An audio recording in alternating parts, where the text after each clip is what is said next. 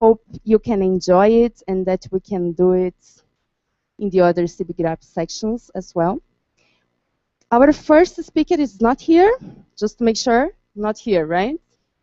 Okay, so we will start by the second speaker, José Bins Filho, right? And then the third speaker is here. If the first speaker shows up, then we will have him as the third talk, okay? Thank you. Good morning. Can you put my slide, please?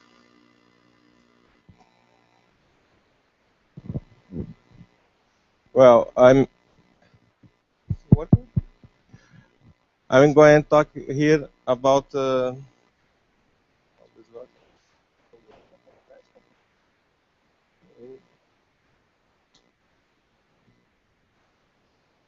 okay. So I'm going to speak with you today about high-level event detection based in spatial occupancy interpersonal relationship. My name is José Bins. This work has been done with John Soldeira, Marcelo Cohen, Julio Jacques, Soraya Mussi, Claude Young. Most from the URGS University. I am from the Unipampa. There are some people from PUC, do Rio Grande do Sul too. Okay. Here is a brief outline of what I'm going to talk. So a brief introduction, some related work, the approach, some results and conclusions. Well, today with cameras being cheap and present over the place, the problem of automatic detection of suspected behavior is becoming more and more common.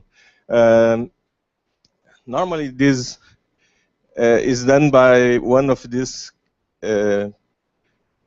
approach. So normally by motion, spatial occupancy, people interaction, environment interaction, gait analysis, and gesture analysis. So these normally are the most important approach to find the suspected behavior. Our work is basically about the two first ones. So motion, people interaction. So a brief summary of some approaches that tackle this problem. So the trajectory coherence has been used to detect this kind of behavior. So Junero, oops, here, Junero used non-conformity trajectories to try to tackle this problem. Another approach by automatic learning motion patterns and characterization trajectories by motion displacement vectors. And another approach has been used a lot is people interaction. So they try to detect behavior, suspected behavior by seeing what people do. So here we have a group detection based in pair primitives, couple of hidden Markov models, dynamic Bayesian networks, and dynamic probability networks. So there are a lot of other examples in the literature. So what is important is that these are the two basic approaches, and our work try to mix the two of them. So the big difference about our work is that it doesn't takes in account only one of these two approaches, but it tries to put together both approaches. So our approach then is we try to find a coherent trajectories with people interaction. So the core of the problem is to detect events and compose them to form behavior. The basic algorithm that we use is the tracking, that is done by background subtraction, camera calibration, head estimation, and the tracking the metric of the tracking. Here we use a very simple tracking metric because we are dealing with images that have very few pixels for the person. Normally it's like a 10, 15 pixels. And if you try to use something like covariance matrix, you couldn't have a very good discrimination. So we use some square difference, but it works well for our problems. And then we have the event detection that's being done by spatial occupancy maps, distance transform, interpersonal relationship, and then we have a query grammar to query the behaviors. So the first part is the background subtraction. We use some shadow removal. As you can see here is a person. So the blob, then the shadow that we detected, and then the blob of the person only. This shadow detection is not really very well. It works in most cases, but when the shadow is very dark, sometimes it fails. But that's not really the core of our work. And the tracking could be changed for another tracking anytime and wouldn't change the problem. But anyway, to avoid these problems, we try to find to the head of the person and to eliminate the shadows that we couldn't eliminate by normal process. Well, and we have another problem too, is that our camera is tilted. So we have first to calibrate the camera. So to calibrate the camera, we find some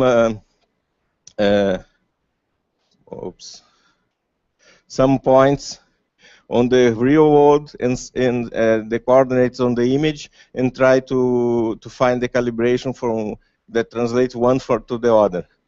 So after we do that, we have this field, orientation field, that shows that the orientation is really according to what people were walking. So after we calibrate the camera, then we can find the head. And if we only get the head by this procedure, find the lower point and find the head as the upper point to that lower point, sometimes you have problems. So first, we have to find the orientation of the person. So after we find the orientation, then you can find the head correctly. Then comes the event detection. We use the spatial occupancy maps.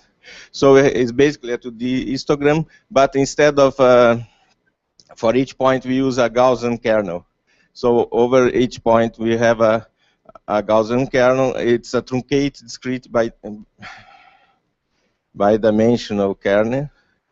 So that we use a standard deviation of 1 meter. So we could then that makes for the body length of the person. With that we are because we only pass for this function the center of the blob, and so we have to get some feeling of the size of the person. So we use the radius for that. Okay, then we have the occupancy maps. Here is a binary version of the occupancy maps and the distance transform.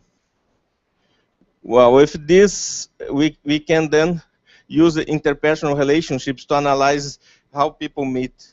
And so we use the House classification to find this, and we use the Voronoi diagrams to compute the interpersonal relationship.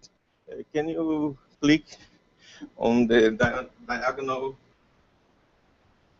dynamic Voronoi diagram, the word? Dynamic Voronoi diagram. Yeah, click over there. Okay, click movie figure 6. Sorry about that. Can you begin again? Okay, so here is the diagonals, the Voronoi diagrams that we compute. And here you will see some person coming. And after that, another pass will go close from behind. I hope that's the right image. Yeah, okay. So you see, when both of them get together, we can see a yellow line between them. That's a group formation. So now the group is formed. And with that, then the group goes until they come out of the region. Okay, can you go back? Okay. So use the Voronoi diagrams and the house classification. Then we can classify if people are coming in a comforting or threatening way, if it's a conversation between friends and something like that. With those things, we can then create a automata of very simple behaviors. And with these behaviors, we can get a grammar that describe a very behavior that's more complex. For example, theft can be described as approach from behind, involuntary intimate grouping, leaving to invalid region. So it's all this. So P comes from approach, A is from behind, and so on. So this expression here describes this behavior. And with this very simple behavior, you can describe very complex ones.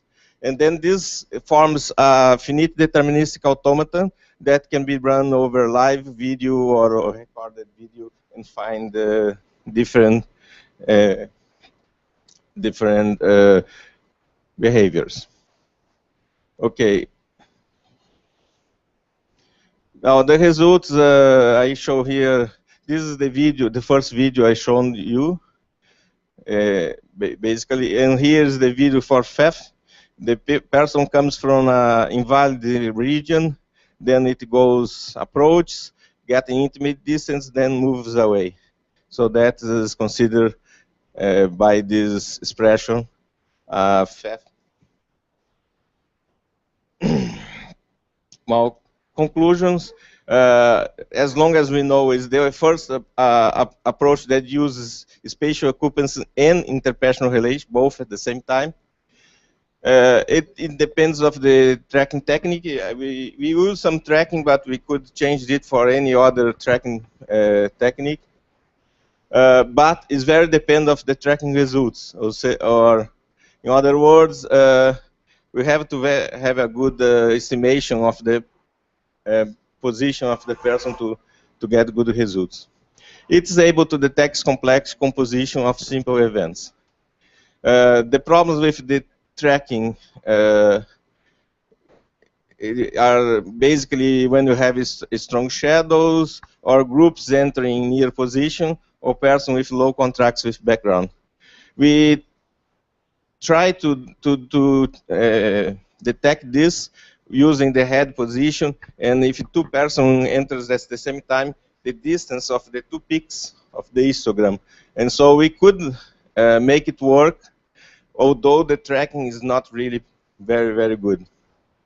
And future work is extend the grammar by including group attributes like velocity, like number of people, etc.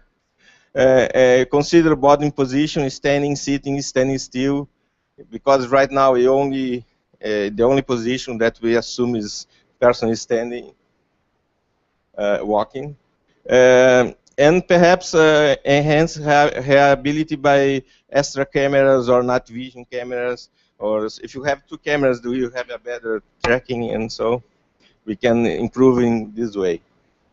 Thank you. That's all.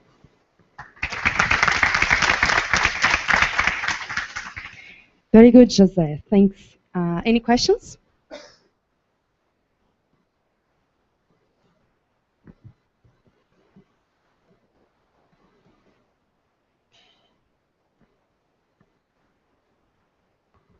Thank you for your talk. Very nice idea.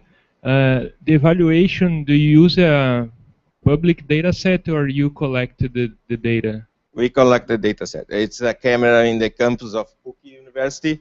It's over a building. We collect the data. Do you intend to make it available or is just for your use? Well, the videos are available. The videos that we use in the talk, in the work. I don't know if the camera stream is available. That we will have to talk with the university.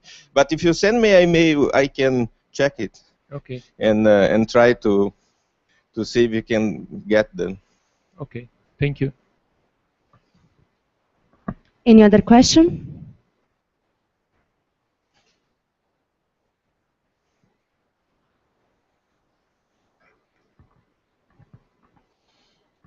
So thank you.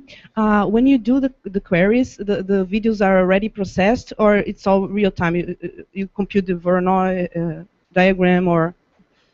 It's almost real time. It doesn't run real time. It is run 15 frames per second, more or less. Mm-hmm. So it's almost real time, but not really real time. Okay.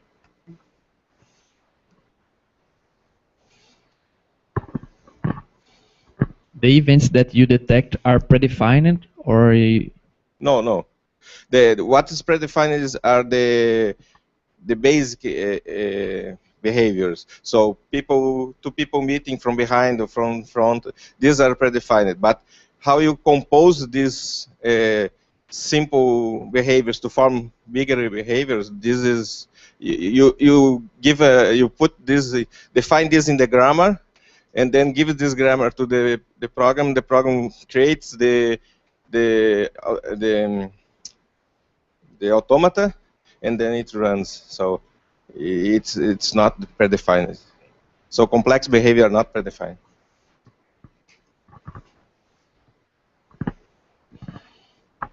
Any other questions? No? So let's thank the speaker again.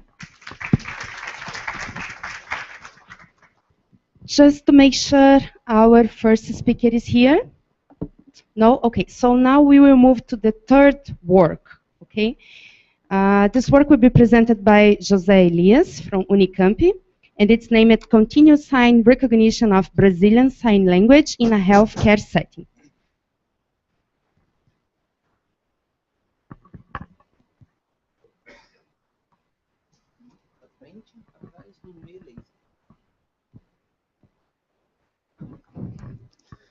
Good morning. I will present continuous sign recognition of Brazilian Sign Language in healthcare setting. This is an ongoing research project developed by me and by the professor José Mario de Martino from the Unicamp. I talk a brief introduction, related work, proposal, preliminary results, and conclusion. Introduction. A sign language is a visual spatial language which uses gestures to convey meaning. Gesture can be performed by movement of hands, arm, body posture combined with facial expression. Sign language emerges naturally whenever there are deaf people, and they are spread around the world. For instance, American Sign Language in the United States, Libras in Brazil, and so on. These sign languages are independent and different from oral language. Using a sign language, a signer can communicate any idea, thought, concept, feeling, and emotion. But in a world where the communication is based on oral language, these people undergo communication exclusion and social isolation.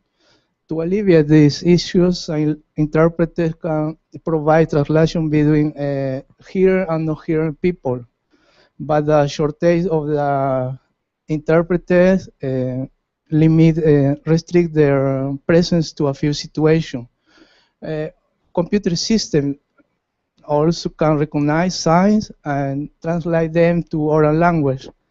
But this system can be disseminated massively to help deaf people. But the recognition of signs itself is a challenging task. We present an ongoing research project to recognize continuous sentences. Our goal is not only recognize isolated signs, since the real-life communication is fluent and continuous. We highlight some work that inspired our work.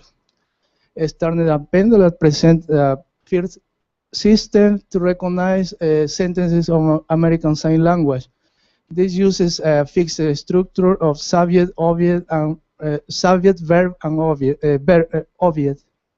Other work by Vogler and Metaxas proposes the use of subunits to model the whole signs and recognize sentences of American Sign Language. This assume clear pauses of the hand movement. This work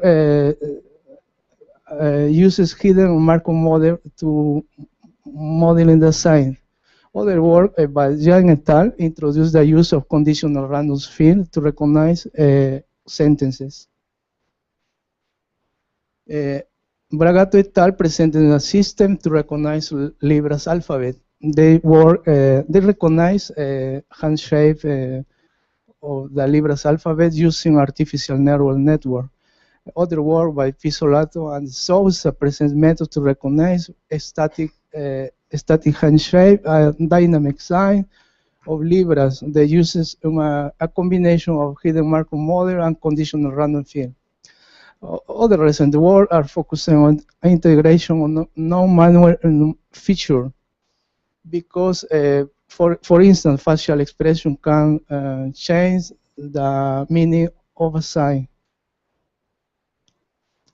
We summarize the major challenges in continuous sign language recognition. The first issue is the high degree of freedom of the hand movement, the simultaneous sequential nature of sign production, changes in the movement and appearance of the signs, large vocabulary, and the availability of the current data set. We propose focus on signs and sentences of a specific domain. We choose the healthcare setting because it has a high social importance. We propose to capture sign samples for different signer, preference male and female, collect a video data set using depth sensor to reduce occlusion, illumination variation, clutter background problem associated with common RGB cameras. Also, we propose the use of the inclusion of finger and facial expression to improve the recognition.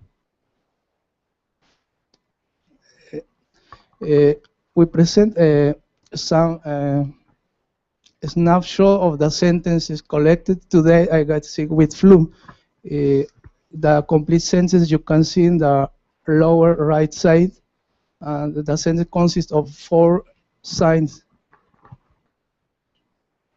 This is an overview of our system architecture. It follows the traditional recognition pipeline.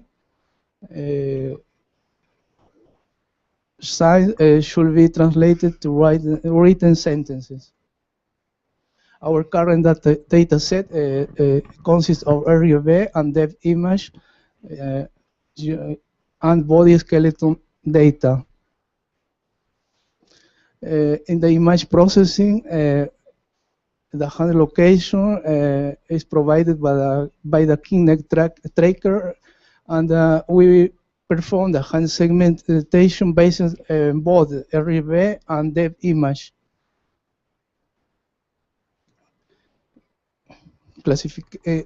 The classification, currently we are experimenting with hidden Markov model for each scene, and we are using feature of the manual feature, such as size of region, location of the hand, motion orientation, and so on. We expected to extend this model to recognize signs in sentences. As conclusion, we presented an ongoing research project to recognize continuous sign language. Currently, we are working with 15 sentences and 56 signs used commonly in healthcare setting. We expected to extend the learned sign model to recognize sentences. Finger, face, and another non-manual feature will be included to ensure recognition. Thank you for your attention.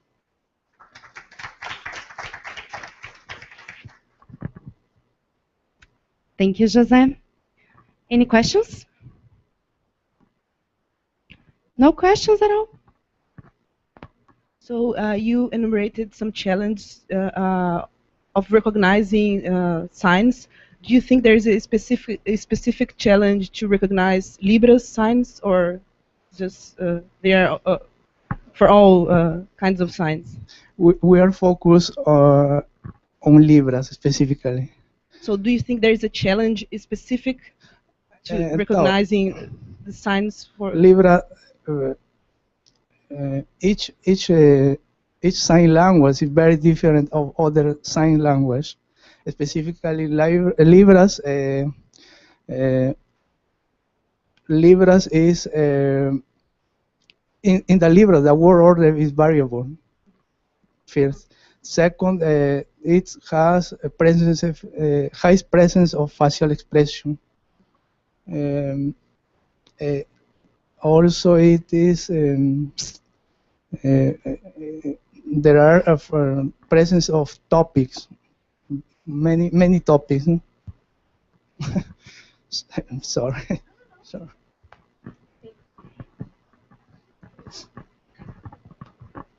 I couldn't understand. How do you detect the hands? Repeat, please. How do you detect the hands, the people hands?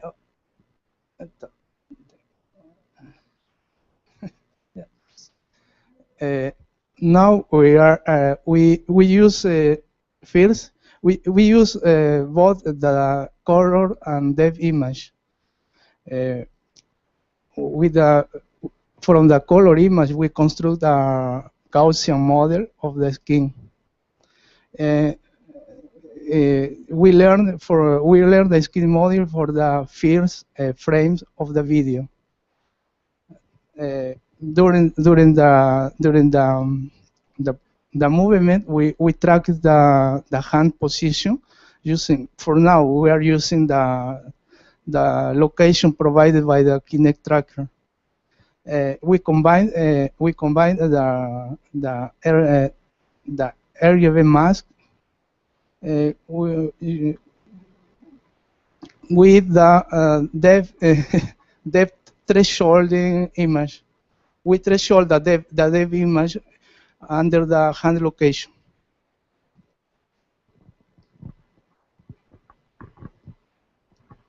Any other question? So please, let's think. José? Okay, so just to make sure our first speaker is not here, right? So let's do the following. Let's have a break until 9:30 because some people could be arriving here just for the talk. And just a comment, if you guys look at the program, it says that the talk will be in room 1330. Actually, it's going to be here, okay? So let's have this break, and please come back at 9:30.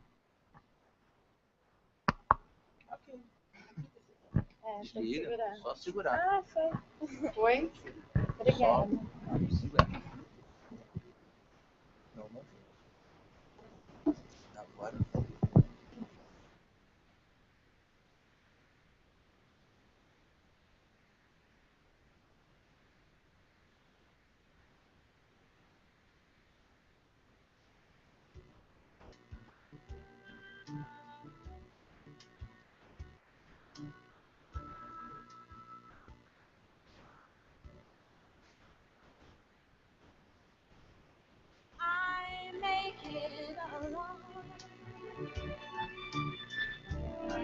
when love is gone. Still, you made your mark here in my heart. One day I'll fly away, leave your love to yesterday. What more can your love do for me? When will love be through? I follow the night, can't stand the light. When will I begin my life again? One day I'll fly away, leave your love to yesterday. What more can your love do for me? When will love be through with me? Why live life from dream to dream and dread the day that dreaming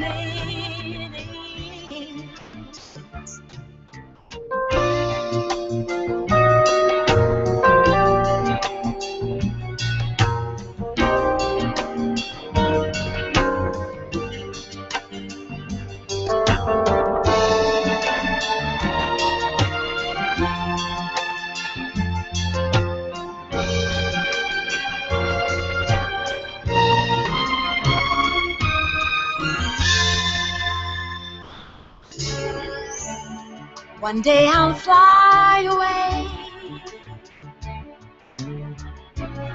leave your love to yesterday.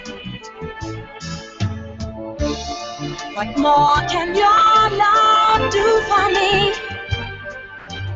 When will love be through with me? Why live life from dream to dream and dread the day that dreaming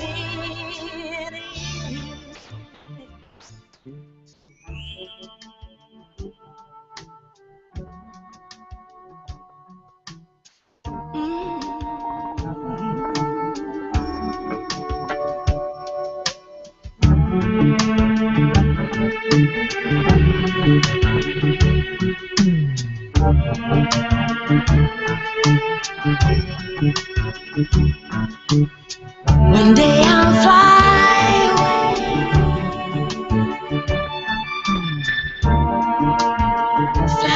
fly away.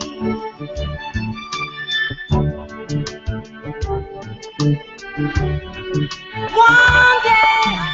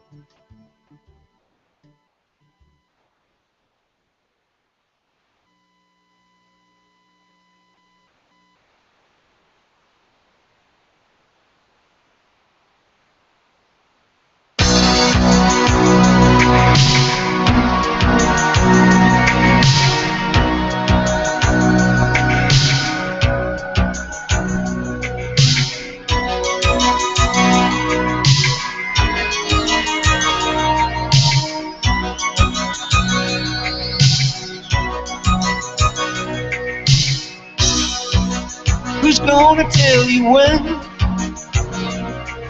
it's too late.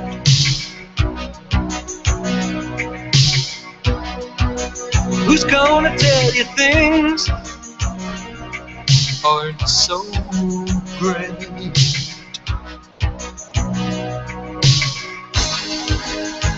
You can't go on thinking nothing's wrong.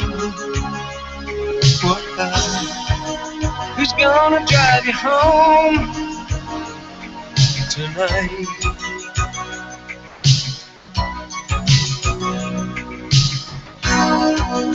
Who's gonna pick you up when you fall?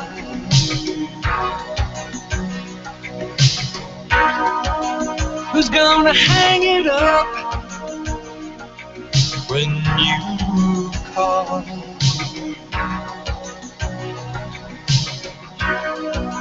Who's gonna pay attention to your dreams?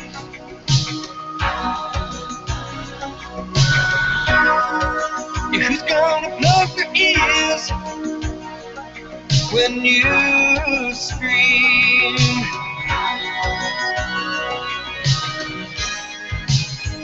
You can't go on thinking nothing's wrong. Who's gonna drive you home tonight?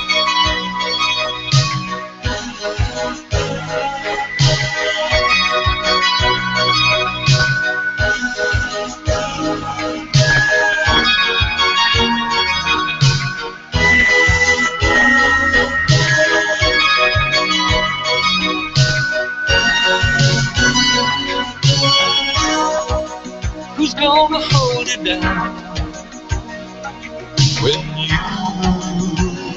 shake? Who's gonna come around when you break?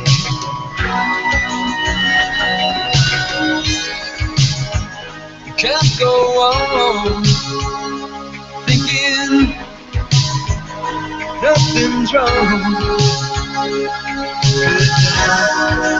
Who's gonna drive you home tonight? Oh, you know you can't go on thinking nothing's wrong. Who's gonna drive you home tonight?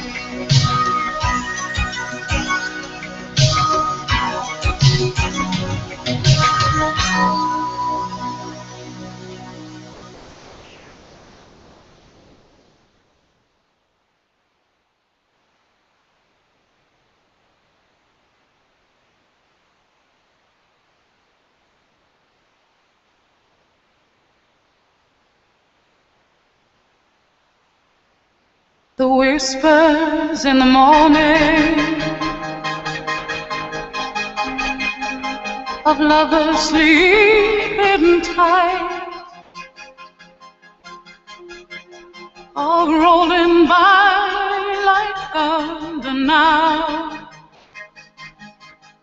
as I look in your eyes. I hold on to your body and feel each move you make. Your voice is warm and tender, a love that I could not forsake. 'Cause I am your lady, and you are my man. Whenever you reach for me, I'll do all that I can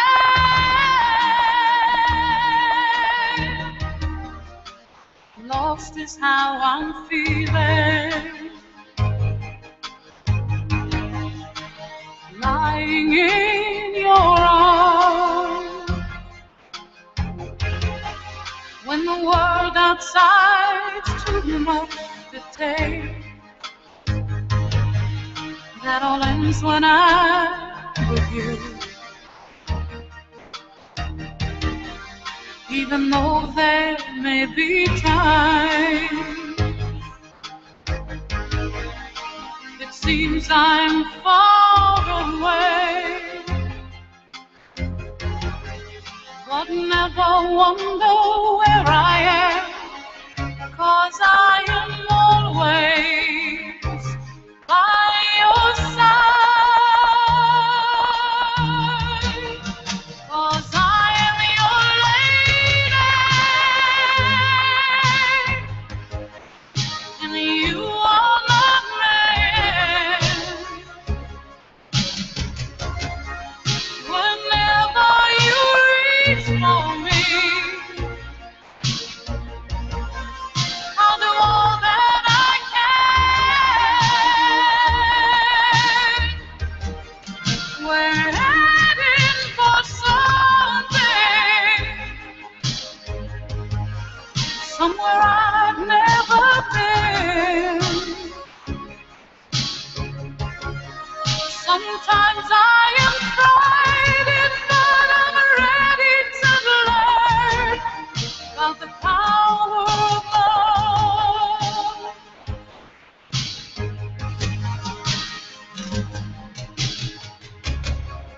The sound of your heart beating made it clear suddenly. The feeling that I can't go on is light years away, 'cause I am your lady, and you are my man. Whenever you reach for me, I'm gonna do all that I can. We're heading for something, somewhere I've never been. Sometimes I am frightened, but I'm ready to learn about the power of love. We're heading for something, somewhere I've never been. Sometimes I am frightened, but I'm ready to learn about the power of love. Ooh, the power of love. The power of love.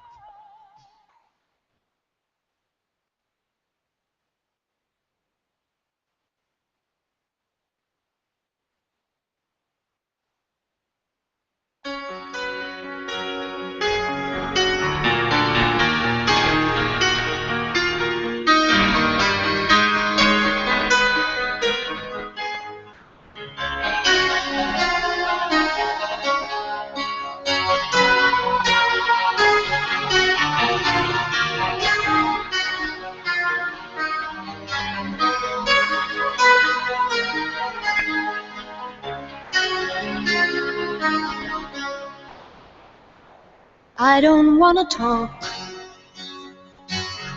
about the things we've gone through, though it's hurting me. Now it's history.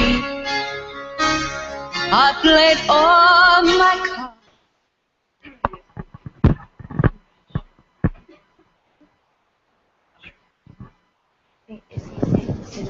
Hello?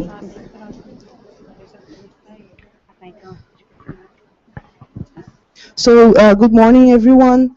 It's my pleasure to introduce to you today Professor Thomas Plutz. Sorry if my pronunciation is not correct. He works for Newcastle University. He earned his PhD in computer science from Bielefeld University in Germany, and he was also a visiting researcher at Georgia Tech. He worked as a postdoc both at Newcastle and TU Dortmund.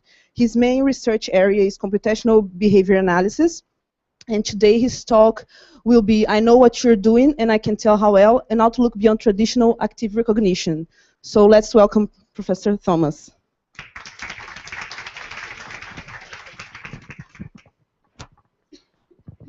All right, thanks for the introduction, thanks for having me. It's quite a bold title of this talk, and I realize that, and that's on purpose. It's a bit, does it have any effect? Yeah. I know what you're doing, and I can tell how well. It's bold on purpose, as I said, because I basically want to talk a bit about what we did in the past 4 or 5 years and what the field of computational behavioral science and computational behavioral analysis actually focusing on these days. It's basically an emerging community, and I would basically invite all of you to go this next step beyond activity recognition. This is a workshop on activity recognition, it's fine, but there's more. But to have some common ground, let's start with an activity recognition which I found recently when I was preparing these slides. It's from a different community. This Lara and Labrador paper from last year is from wearable computing community. And it's quite interesting to see. So you can formalize activity recognition, as you know. Do we need this microphone? Yes, we need it. I realize. Okay. If we formalize it in a strict way, then we would basically say activity recognition problem is given a set S of k time series, each one from a particular measured attribute, and all defined within time interval I. The goal is to find blah blah blah. So there's a lot of formal stuff in here. The bottom line is we're talking about time series data. So it's dynamic data. It's not static data as you would do in object recognition. For these time series data, we're trying to find a segmentation, and this segmentation would basically deliver us what we call a temporal partition. These are the instances, the entities of the activities we're actually interested in, and these are the labels. So that's great. That's a formal definition. We may agree or disagree. I like the Wikipedia definition a bit more, to be honest. It's a bit more graspable. We're talking about activity recognition that aims to recognize the actions and goals of one or more agent from a series of observations on the agent's action and the environmental conditions. So I've highlighted those parts, basically to boil it down what it's all about. Let's take an example, it's easier. So as you might have noticed, my accent is not originally British, and I'm trying to avoid any references to football or soccer. I apologize for my team. I'm not really keen on baseball, but it's a very nice example on how to explain what activity recognition is actually all about. So we have an agent here. We could argue we have 2 agents here. He's performing certain movements, and we're observing him in this case using the camera. We could use different sensors, and the environment, as you will see, there we go. The environment is the ball, so his action is basically focused on hitting the ball and doing whatever crazy stuff they do in baseball. Okay, so activity recognition basically boils down to what is happening and when. Okay, you could tackle this problem at different levels of complexity. Aaron Bobick in the late 90s wrote a very nice paper where he basically introduced a taxonomy starting from movement analysis and making his way up on the complexity, on the abstraction level, to activities and action. And my point is we're actually going beyond this towards behavior analysis. So from movement to action is basically increasing the complexity and taking into account the temporal and spatial relationships. Okay, that's the state of the art. That's what activity recognition is all about. With that, you can do wonderful things. We saw a few talks in the morning about higher level and lower level activity recognition. You can do observations where you have a set of a finite set of activities, like the Weizmann data set or the KDH data set, where you have jumping jacks and whatnot. You have what change? Oh, there's a football. Sorry, wasn't on purpose. So we have some sports activities where we're trying to find out certain key elements, certain key actions or activities that make a certain game. In baseball, that would be taking the bat and swinging it in a certain way and trying to hit this tiny ball.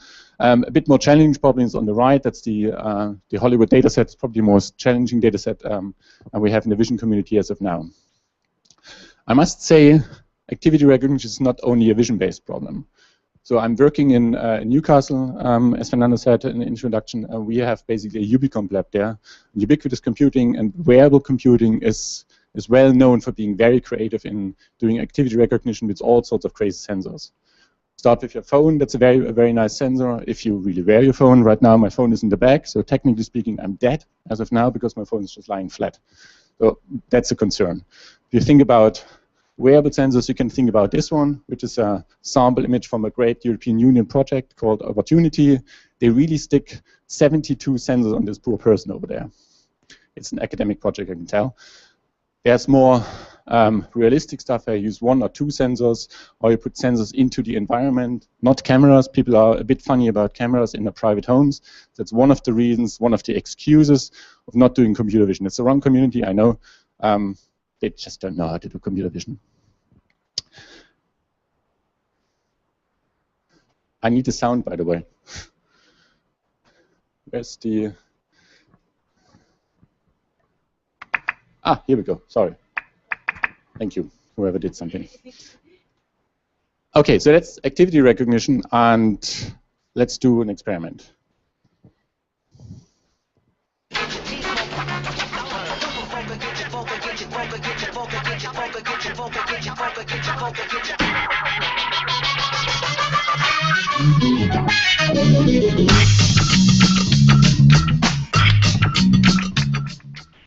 Good morning, everyone. What's this guy doing? He's dancing, exactly. And that's it. Activity recognition would tell us this guy's dancing. Is he doing well? Exciting, at least, right? It's Christopher Walken, by the way. Weapon of choice from Fatboy Slim. Former colleague of mine did some very interesting work on this particular video and some other videos. So there was his favorite, so Fatboy Slim and stuff. What's basically happening in this case is breaking down this time series data, the sequential data of him dancing into certain poses or postures, and doing activity recognition again in the normal framework regarding to a limited set of activities: walking, dancing of course, part of the dances there. And then what you can do in activity recognition, you basically come up with nice confusion matrices where you basically can tell how well you can pick up, let's say, jumping or running or walking or whatnot. That's great, right? So that's what activity recognition is all about. But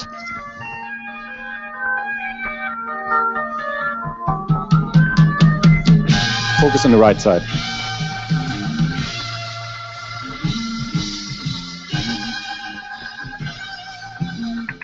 What's he doing? Say? Okay, what I was hoping for the answer is he's dancing. That's his particular style of dancing. For those who don't know, that's Joe Cocker in his first appearance in Woodstock. He still dances like this. He's a bit bigger now, but he still dances like this.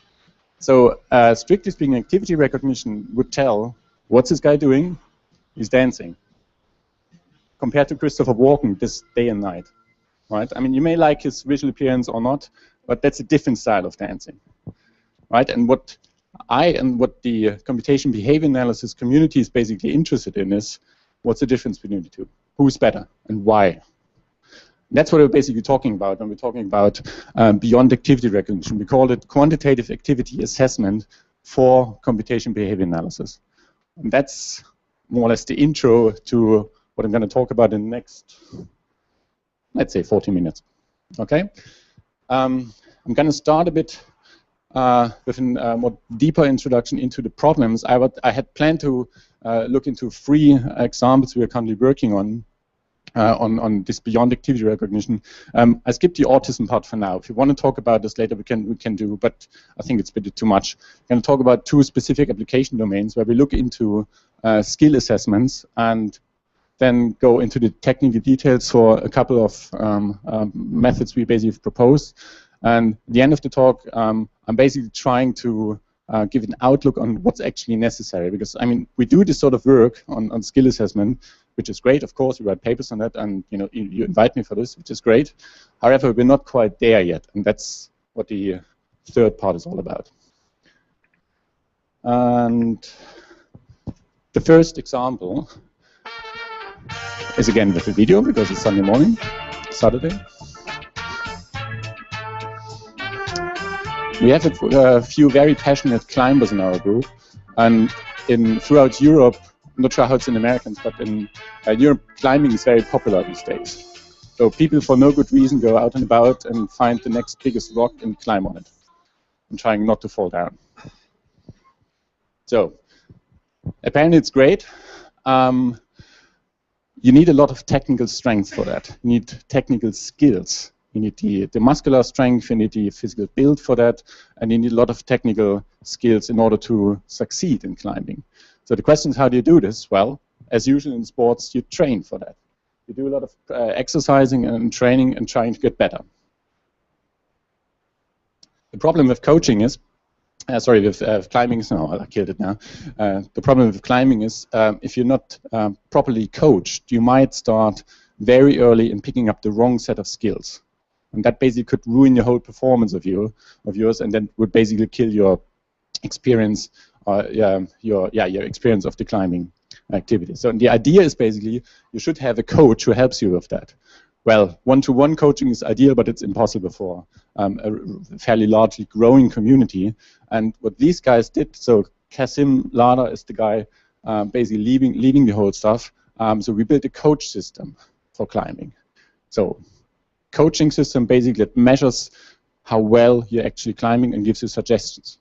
And that's activity recognition. Obviously, you need to detect you are climbing, what you're doing, but also how well you're doing this. So if you look at how climbing looks like, so that's indoors solely for the purpose that we can actually observe these guys. They usually go to some weird places in the Alps or anything and do climbing there, but a very popular, especially in England where it's raining all the time, is indoor climbing. So this is in an old church in Newcastle.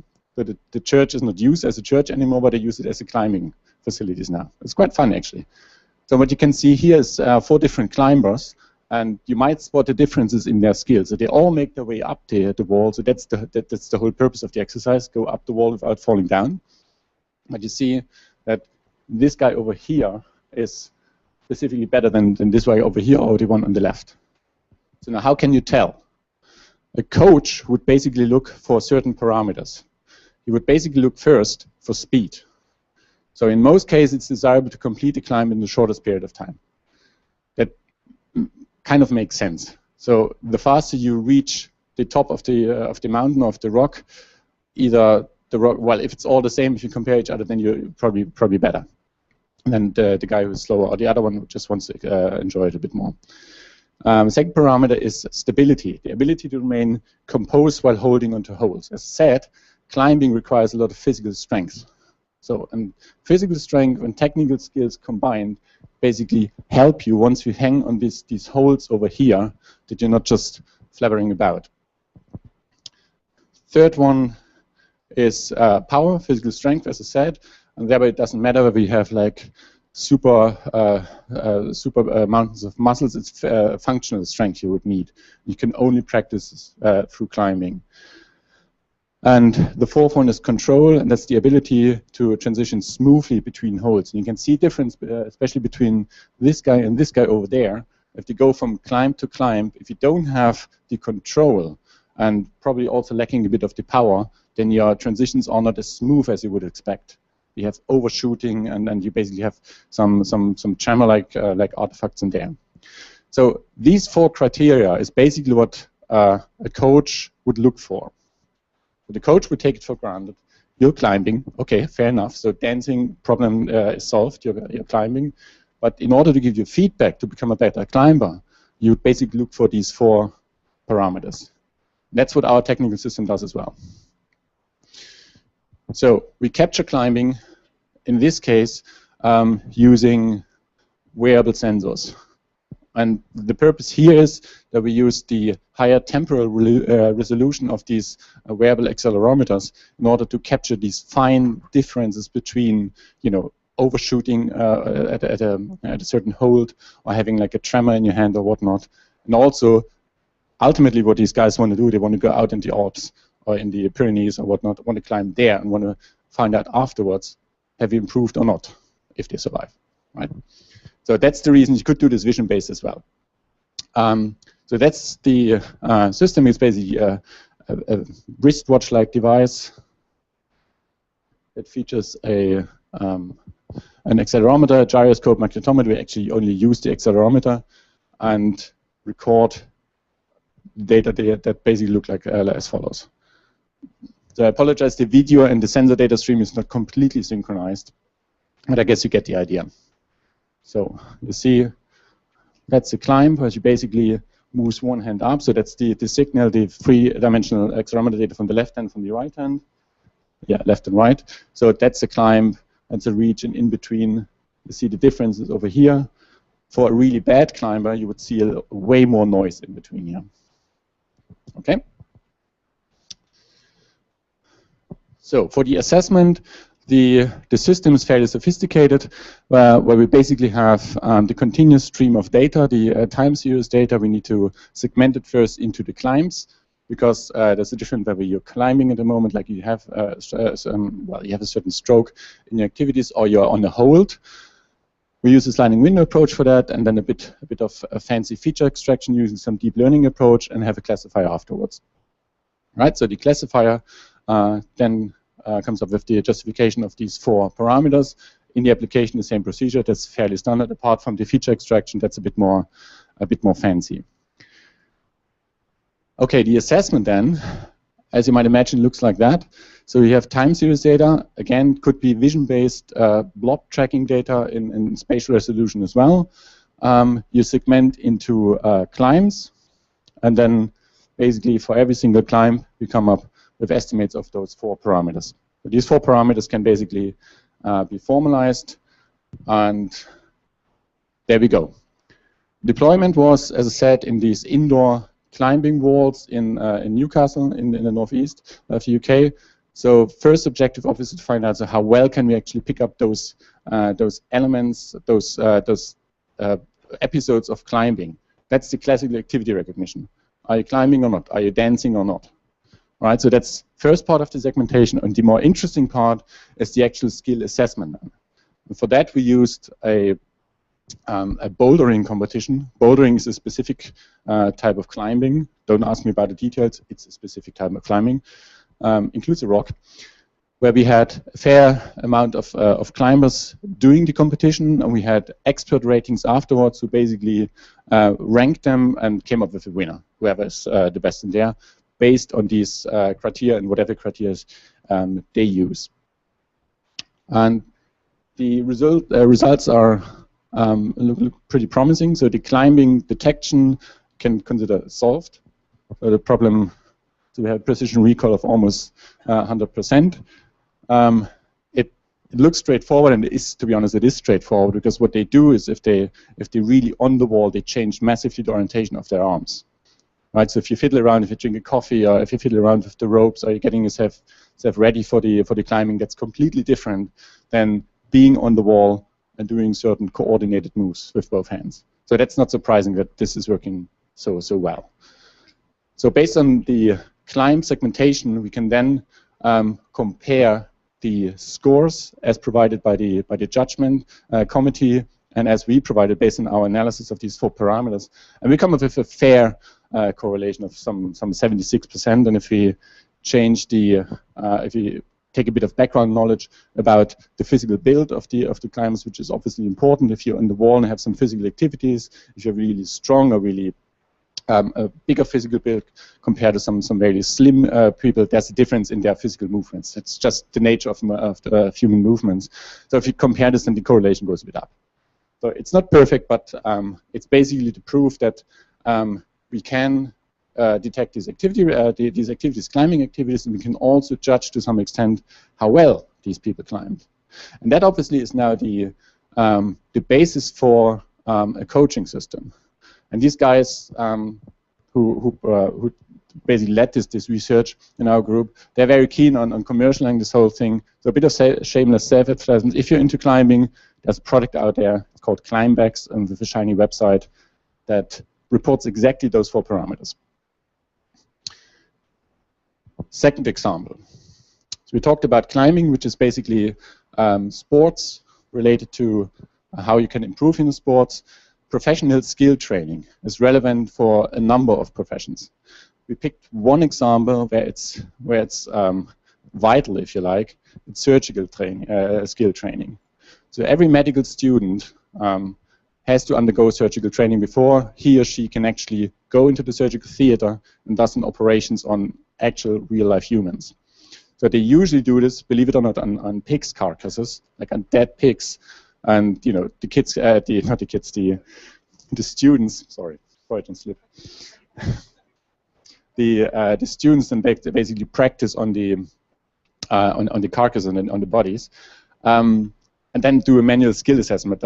That is very time intensive, and believe it or not, I mean, at least in the UK, people are mad about bacon, and they don't want to sacrifice their pigs for medical training. So there is a shortage, believe it or not, there is a shortage of material that the students can actually practice on.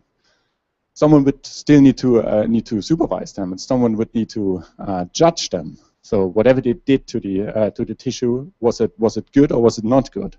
And that necessarily brings, apart from the resources problem, brings an element of subjectivity in there. So how can you basically repeat an assessment in an objective way? And if you ask 2 medics, you get 3 opinions. So subjectivity is always an issue.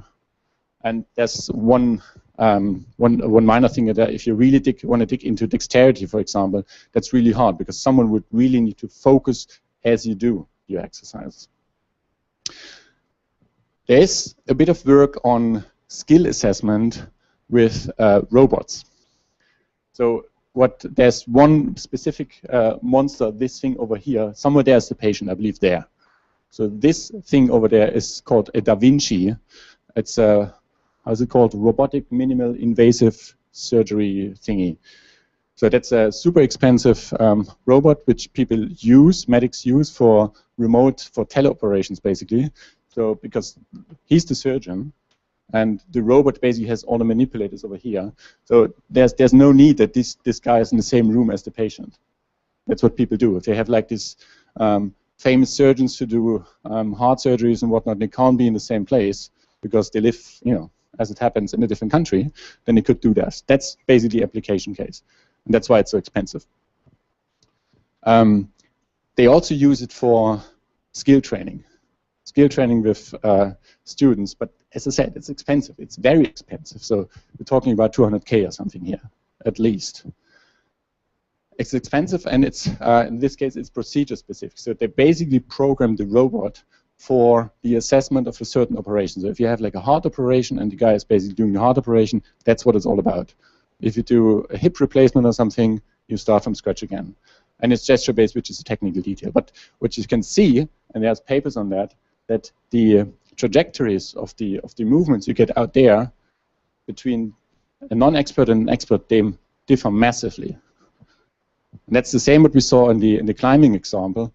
The movement data, the activity data, they differ fundamentally based on the single parameter that is changing, which is called skill or experience.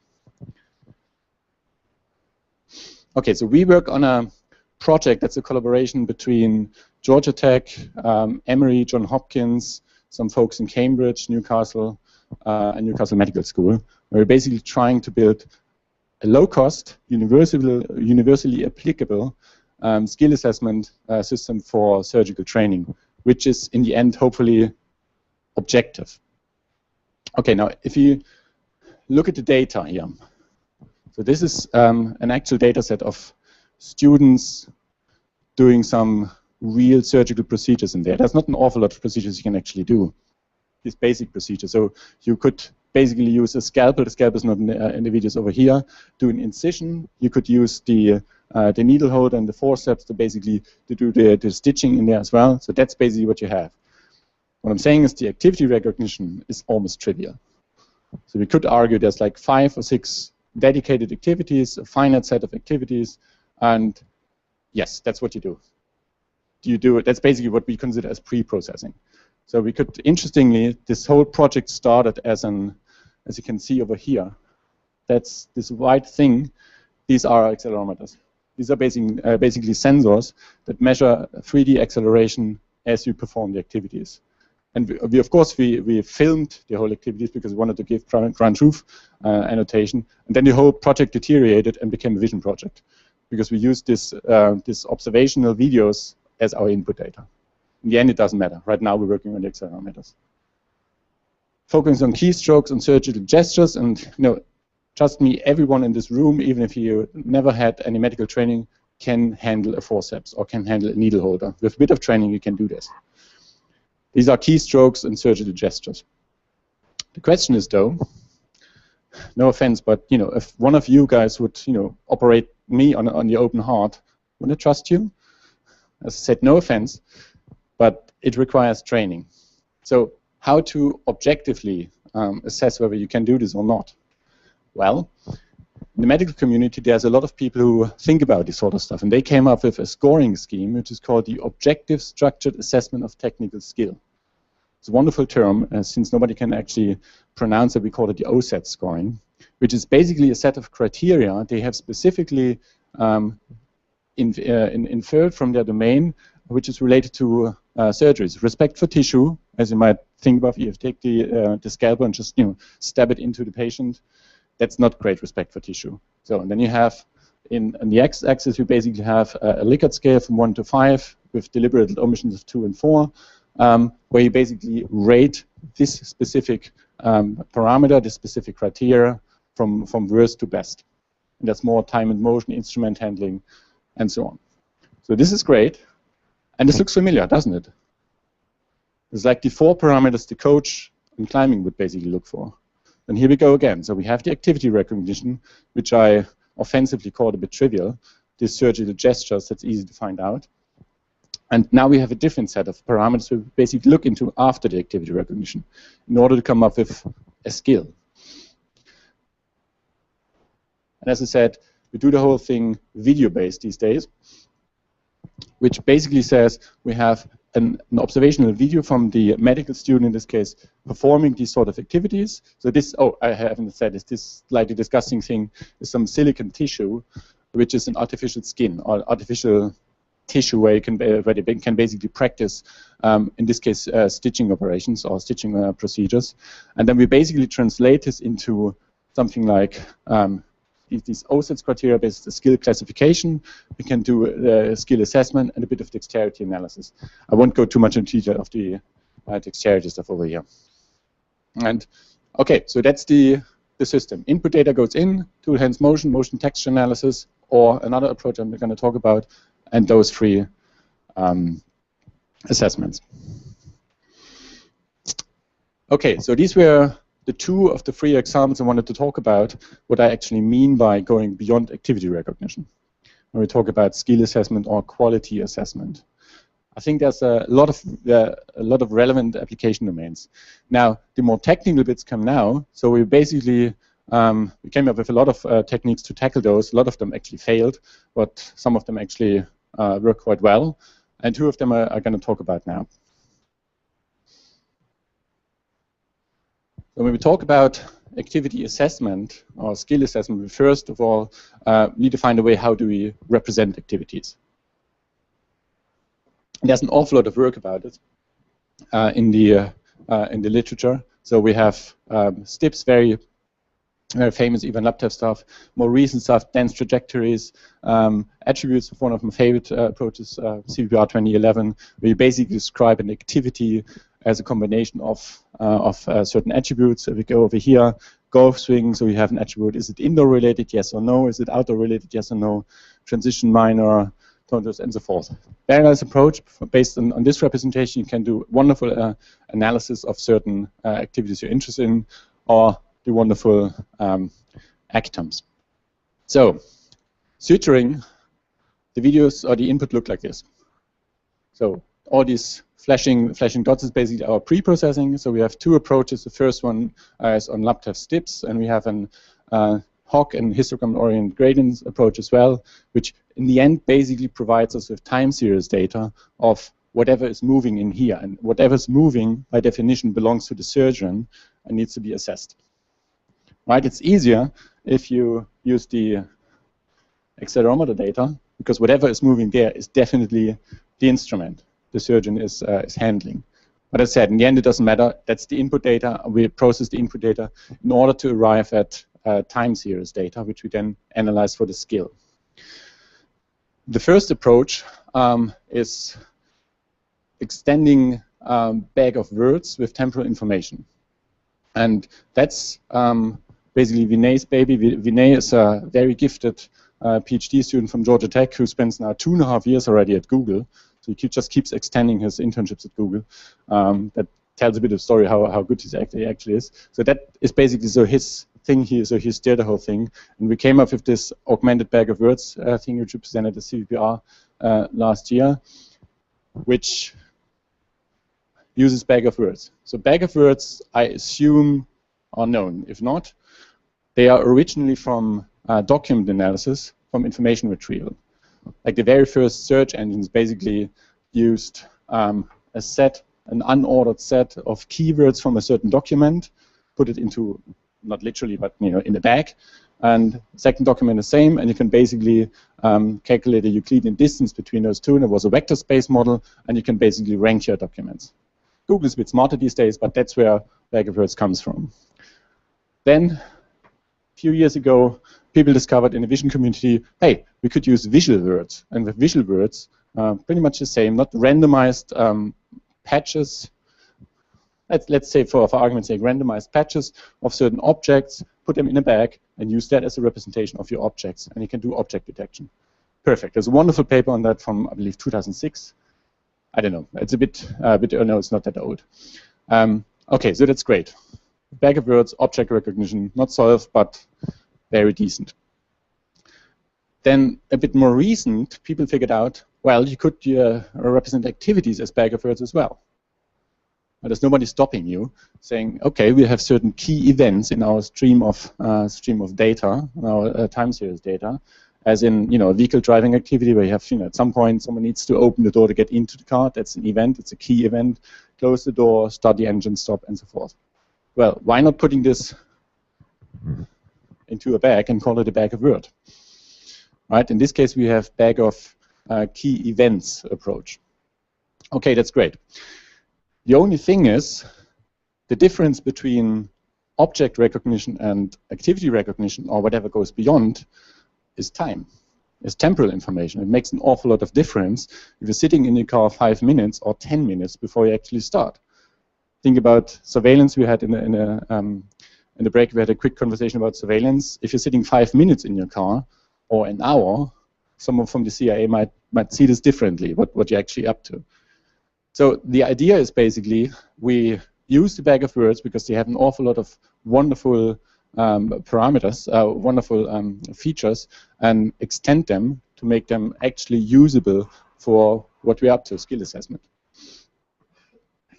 Okay, in order to do so, we first follow the standard approach for bag of words for activity recognition, or for activity representation, which basically means we do some sort of filtering, pre-processing in order to come up with observable events. Right. Car example again, start, close the door, put them in the bag. So far so good, that's nothing new. Here's the example, activity 1, activity 2, they all look the same.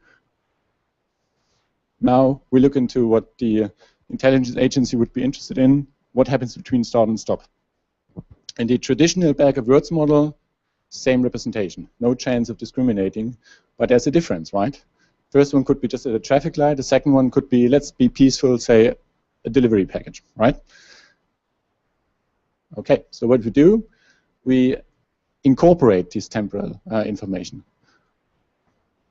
So how we do this? So we basically have a look at the event durations.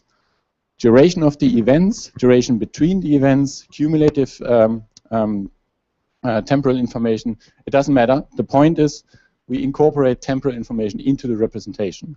And for that, we do histogram-based approach. We basically look into how the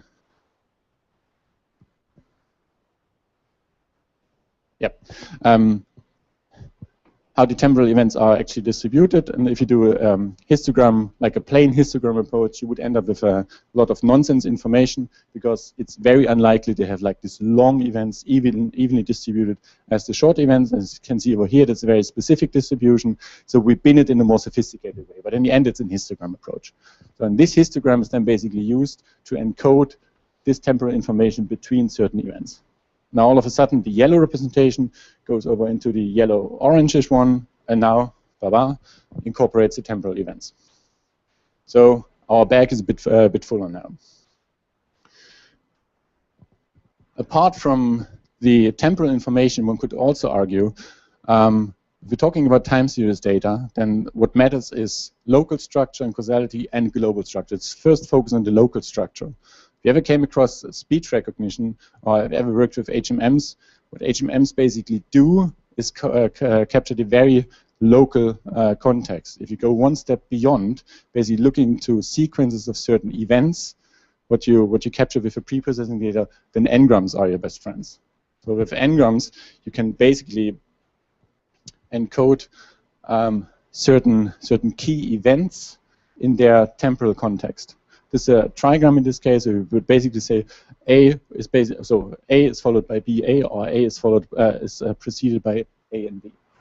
So you basically create a new lexicon of temporal of events and encode them. And for our activity, as we had them before, activity 1 and activity 2, these green guys are actually different, because here we would have the n-gram start, B stop, and then start, E stop. It's now a representation including the different temporal information between the two events, and also respecting the local structure that we have start, B, and stop. Okay, so that also goes in the back.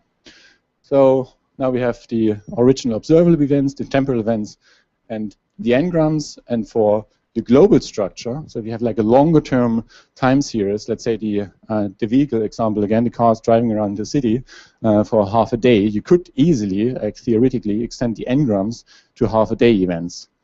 However, you quickly run into a problem if you go to n-grams beyond n equals 3.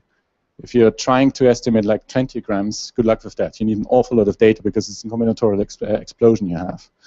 So still, certain long-term relationships might be of interest. So, and what we do in this case is basically we sample those long-term relationships by randomly picking up certain sort of n-grams in there. So if you think about techniques like random subspace sampling, we have like high-dimensional spaces, and then you randomly pick subdimensions out of those and just repeat this over and over again. Then you get a very, as Bryman basically figured out, you get a very strong representation of your data.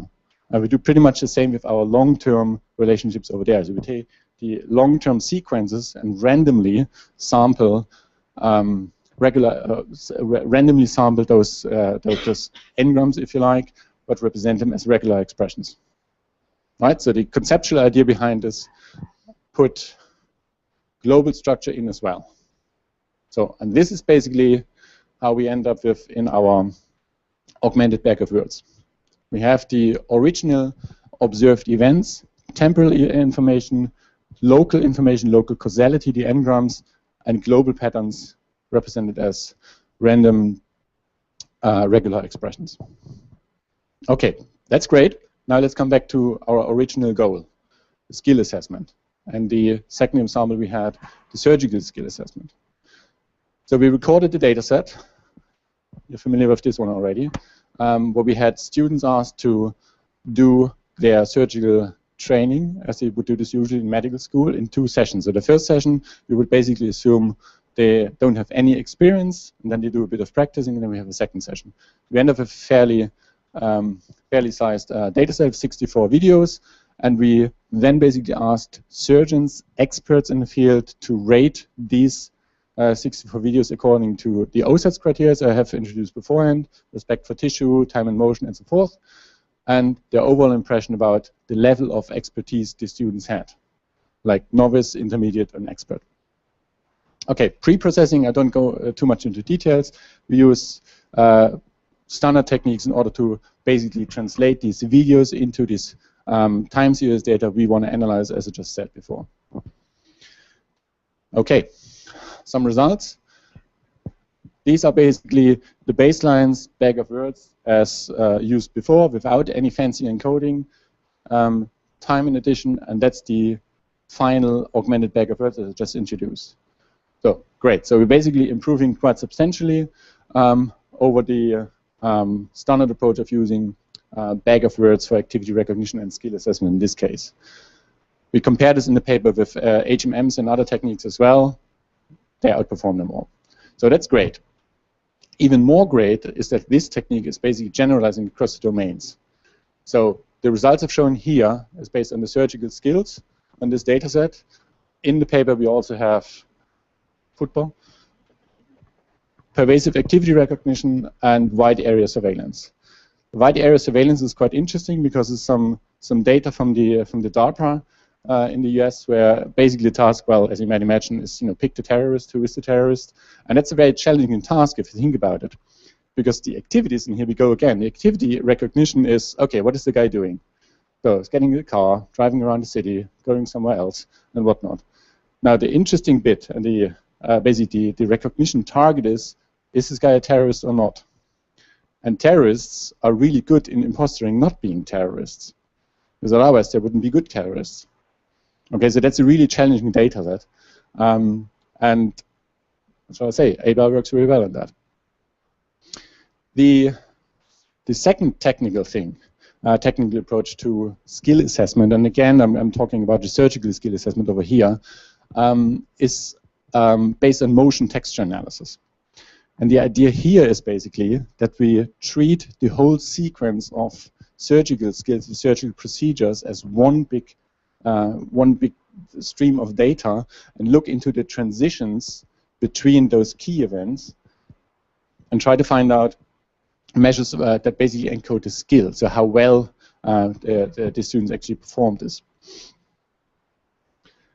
So again, we have data acquisition. We don't go too much into detail now.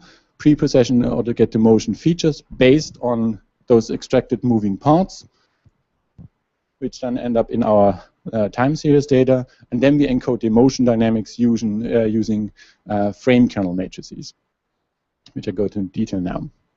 And these frame kernel matrices, as we can see over here, are then basically the starting point for extracting motion texture features using gray level occurrence matrix, as we come in a second, and then we are at the point where we wanted to be for the skill assessment. Okay.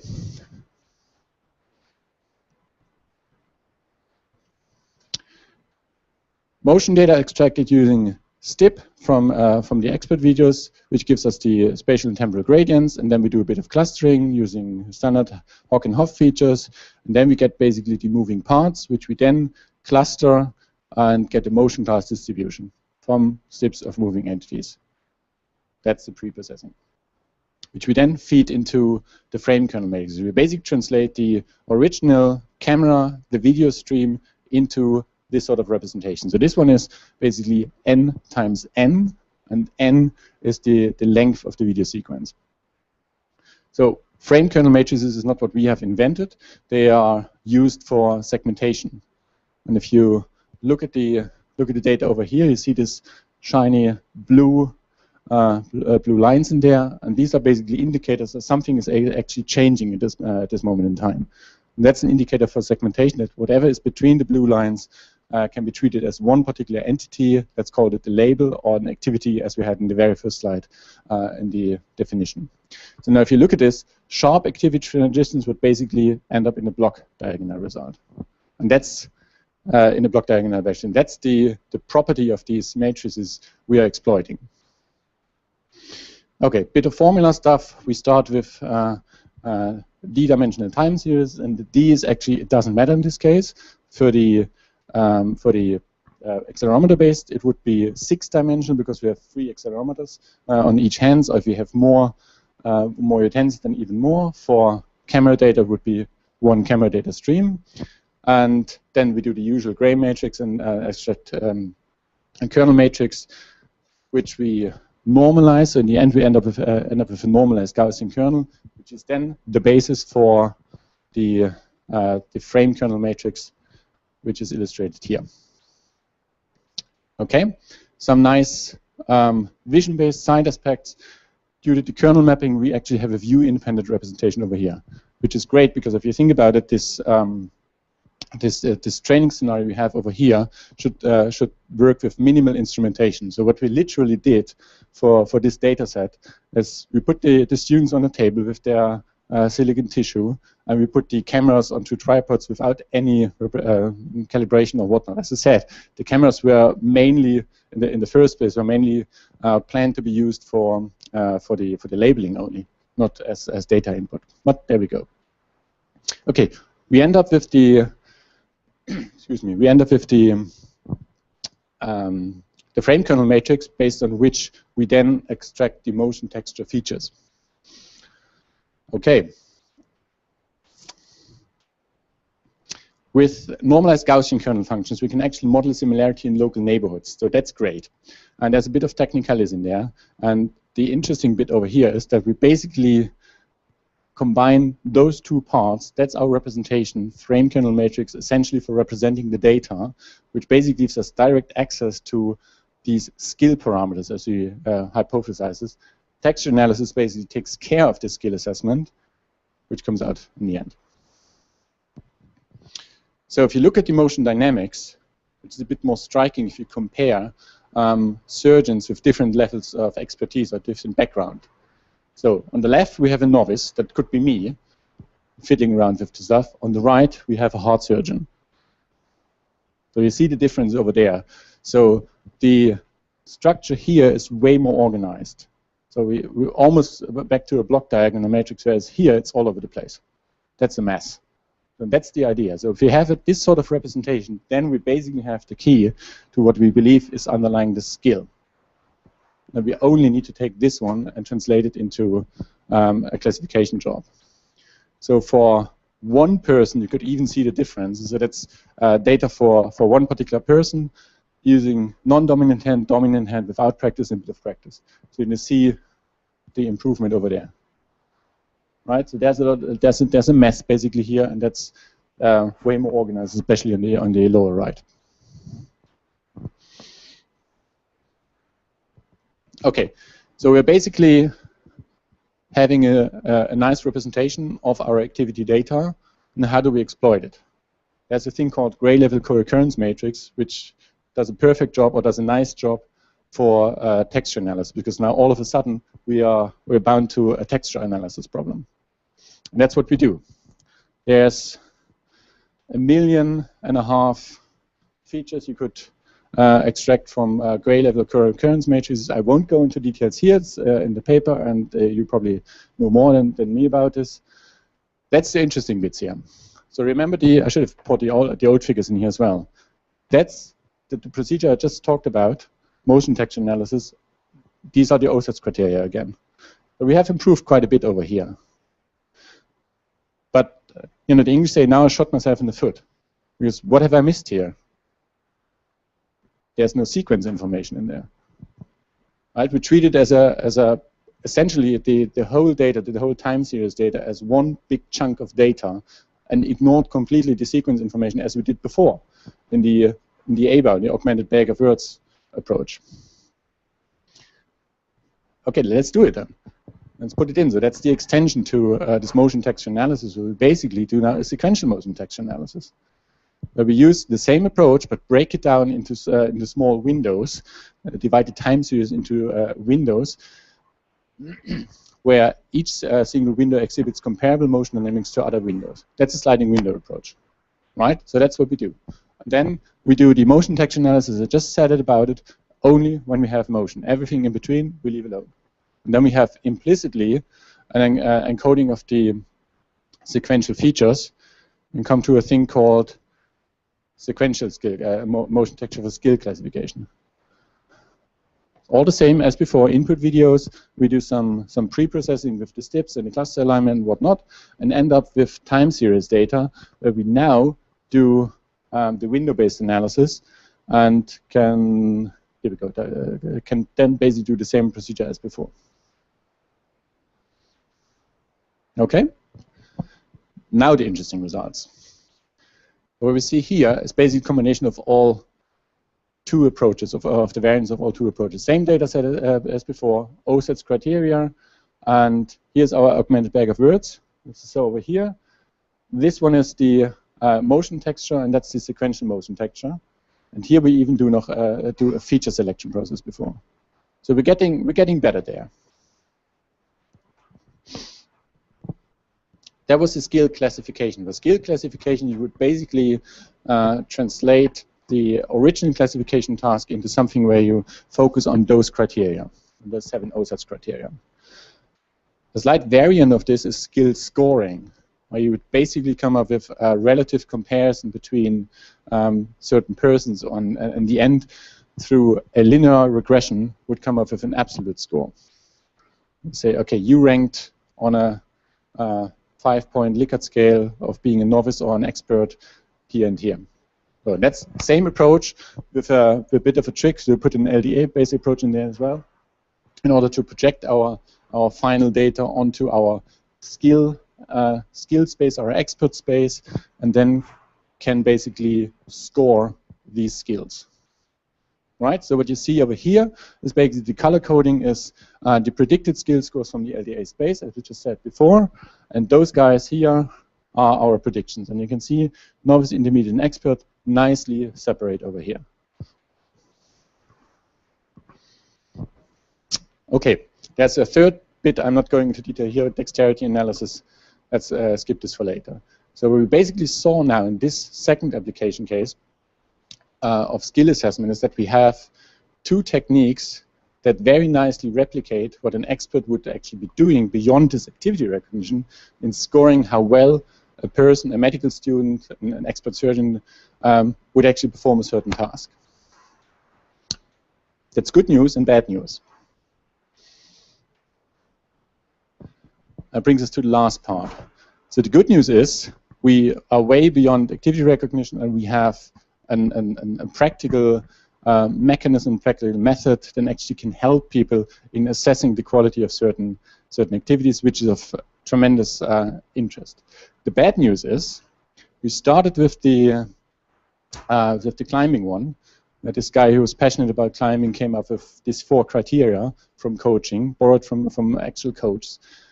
We moved on to the second one, the surgical stuff, where we talked a lot to surgeons, to medical guys, and get out of their heads the OSATS thing, a set of criteria. So what if we go to the next one? We do the same again. So what I'm saying is, that's great, but it doesn't generalize. So what we actually wanted to do, or want to do, is to find out automatically why is a set of data, a set of activities A better than a set of activities B. Let's agree they're in the same domain. We're all talking about baseball, and A is the better baseball player compared to B. I've never played baseball. If I go to my friends to Atlanta and play with them baseball, they laugh at me. And if I want to find out why are they laughing at me, I would need to talk to them again, which is embarrassing, blah, blah, blah. So what if you're trying to tackle this problem from a more unsupervised way? If you're trying to find out what is it actually that makes the skill, what makes a good baseball player? And that's basically Outlook, I'm afraid. That's not solved yet. Okay. Yeah, that's basically what I just said. The domain I want to look into in this last 5 minutes here is cooking. We have in Newcastle, we have a thing called, they just dismantled it as we speak this weekend because the lab is going right now. It's a thing called the ambient kitchen, which is basically, back in the 2000s they had these smart environments. It's a smart environment focusing on the kitchen. So there's an awful lot of sensors, as you can't see here. So there's like a normal kitchen with IKEA frames in there, and there's basically sensors in the kitchen, in the utensils and whatnot. The idea is basically to observe what's going on in the kitchen and feed it back to, in this case, some health practitioners. We use this for dementia analysis because you can argue if people in their private homes get worse in their performance in the kitchen, that's a nice proxy of assessing so what's going on with those folks. So they have certain issues with sequencing and memory and whatnot, and that's what you can basically assess in fairly complex household activities as in the kitchen. So that's the excuse for having the kitchen. We use it for all sorts of things, and that's a project where we specifically looked into skill acquisition in cooking. Now that's a fairly complex task. You can't really tell, so what is it that actually makes a good cook? You know, for me, I've got two small children, so what makes me a good cook is I can produce a lot of food which is not poisonous in short time. That's not like the Jamie Oliver approach. So he's completely different. So there's it produces a mess, but it's a beauty to watch him. So how he does that, and you could argue, well, the end result is what matters. But you know, how do you get to a delicious meal, to a surprising meal, or whatnot? That's the important bit. That's the cooking skill acquisition. So that's the background of the project. And by definition, we can't really encode what is it that makes a cook a good cook. Okay, that's the challenge we took in order to move towards this unsupervised skill assessment, trying to find out what is the essence of skill. And that's what I quickly want to talk about. A bit of deterioration is a tennis video. We have a postdoc who joined us a couple of years ago who worked in rule induction in sports videos. So what you see over here is a video which stops every now and then when one of the Williams sisters actually does something which is of interest for tennis, and his original project was to automatically infer the rules of tennis, which is a bit bogus because you could just look in a book. But okay, the point is he wants to do this automatically. So now what we do is, so he does it with an hierarchical rule learning approach, where there's a fancy paper on that, which basically translates those guys into some sort of a hierarchical hidden Markov model, completely unsupervised, estimated. So the idea now for the kitchen is, can we use that to automatically translate the raw kitchen sensor data into a symbolic sequence of key events, activity recognition, keystroke events, that basically encode skill.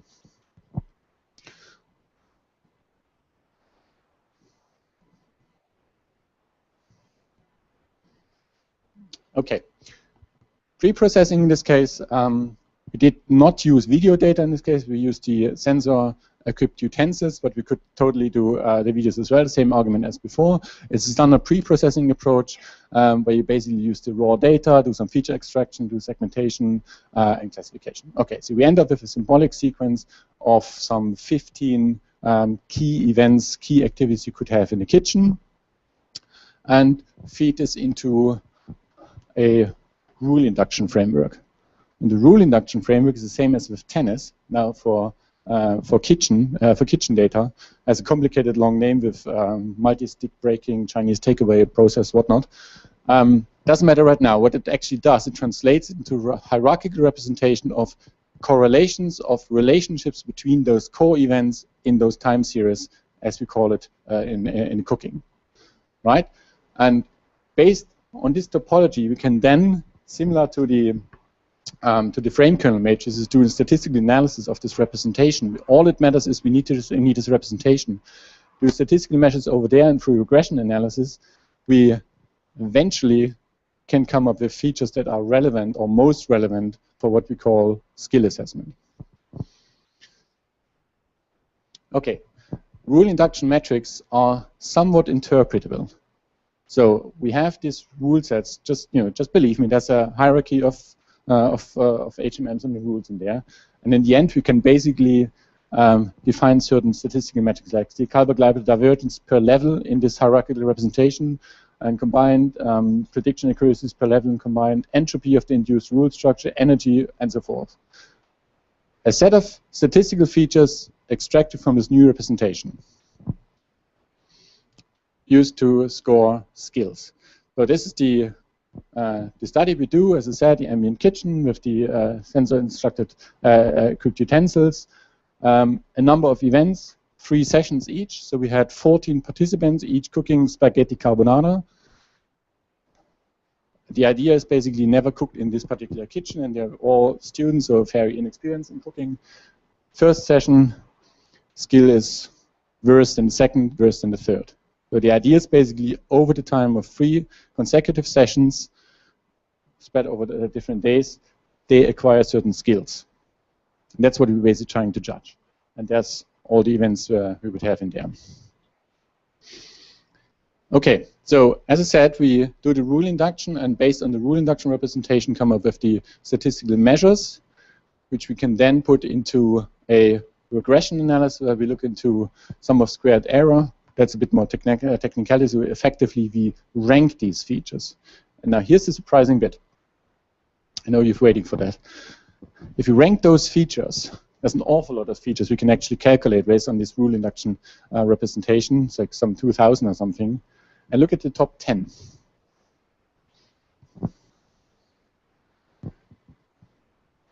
Kalbach-Leibler divergence for level 4 times null events. Forget about the first part. The number of null events basically means apparently it makes an awful lot of difference if you have an awful lot of other activities, activities other than those 12 or 15 we're actually focusing, like pouring, stirring, and whatnot. So if you think about it, if you're unorganized in your cooking process, you run over the place like a chicken. You need to find your knife, you need to find your ingredients and whatnot, and these count as null events.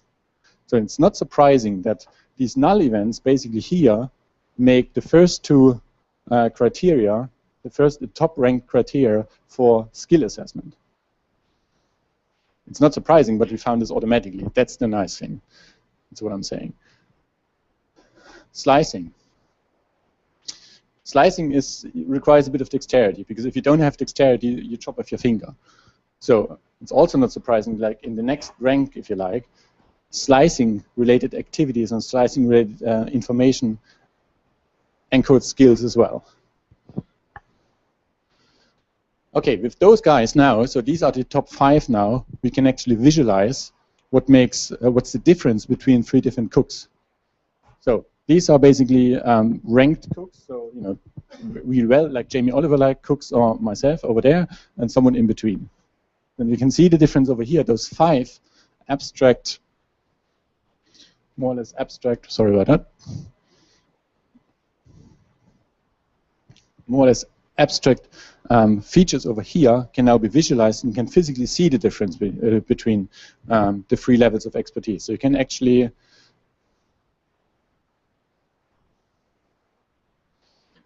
rank them. So there's the benefits you actually have. You can identify the relevant parameters, and you can visualize, and there we go again. Now we have the coaching. You can basically feed back, okay, look, we looked at your data. You basically go ahead, you cook a bit. You know, over time, you observe the data, do the automatic analysis, and we can come back and we can look into this data again, into the results again, and can basically provide feedback as we did for the coaching, as we did for the surgical skill assessment, but this time completely data-driven, unsupervised. And that's good news. It's not published yet, that's the bad news. Okay. I think I'm 5 minutes over time. I know what you're doing and can tell how well. It was a bold statement, I know. I hope I could give you a bit of an overview in what is the state of the art in activity recognition. Let's call it visual activity recognition or pervasive computing activity recognition. What we actually want to do is find out why is this guy so cool in dancing and why is the other one a bit awkward. I talked about 2 specific application scenarios. The third one I'm happy to talk about a different time, and I could give you an overview of 2.5 techniques that hopefully solve or get a bit closer to what we think is skill assessment, what is computation behavior analysis. Necessary to say, that's not only my own work. There's a lot of collaborations we have with a number of people, and these are credits for them. Thank you for staying awake for now.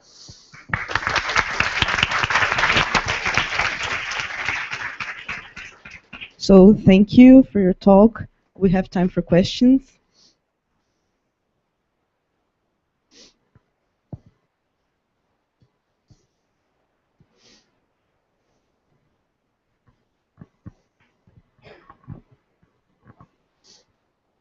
Hello.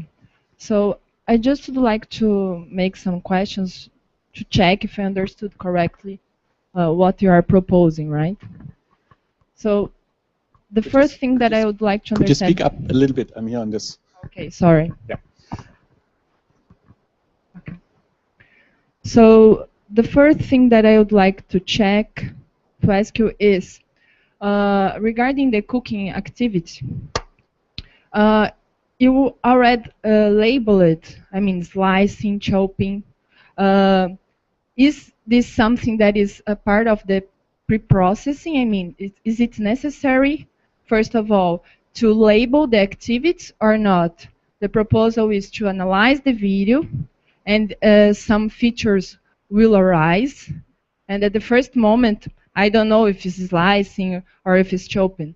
It's something just you are putting there because just to inform us. Mm-hmm. Good question. So what we need is a sort of a symbolic representation which is not trivial. So you can't do rule inference from raw data. So that's basically the reason that the tennis data, they do this basic event detection, like, you know, first serve, second serve, bounce, and whatnot. The same we do for the cooking. It's fairly easy to detect these cooking activities. So because, you know, with a knife, there's not an awful lot you can do. So there's chopping, slicing, dicing, and whatnot. So we're in control of that. I'm with you. We don't have to do this. And we're currently working on an alternative to that, where we basically say, okay, we use the time series data, and we just, you know, represent them in a symbolic way using some piecewise linear approximation and something, basically map it to a symbolic, an abstract symbolic inventory. The bottom line is we need a symbolic representation which is not like only 2 or 3 events. So something like 15 or 20 events that have like a lexicon of 15 or 20 symbols helps massively for the rule induction. The rule induction we need to infer the skills later on. And as it happened, we just do because we have this basic food processing activity recognizer. We have them, you know, that's standard technique we use. That's why we use that. But we could change that by all means, yeah. Okay, thank you. And the second question is just to check if I am understanding correctly. Okay, then you analyze the video and you have the main features that will help to coach the activity. But you have no indicator that says that if it's doing right or wrong, correctly? Someone will have to analyze, okay, so this is important. Now I have to check if this is the right way or the wrong way. Is that correct? Absolutely right. Yeah. Okay. So the assumption we have in our settings here is that people are cooperative and they over time they acquire new skills, so they get better. But you're right; it could be the other way around. So the kitchen example we had, the original purpose of the kitchen was to support people with dementia, to observe them how they deteriorate in their behaviors. So that would be the other way around. So the assumption there is dementia is not getting better, sadly, it's only getting worse. So if there's a change, that's a change for the worse. But you're right. Thank you. Questions?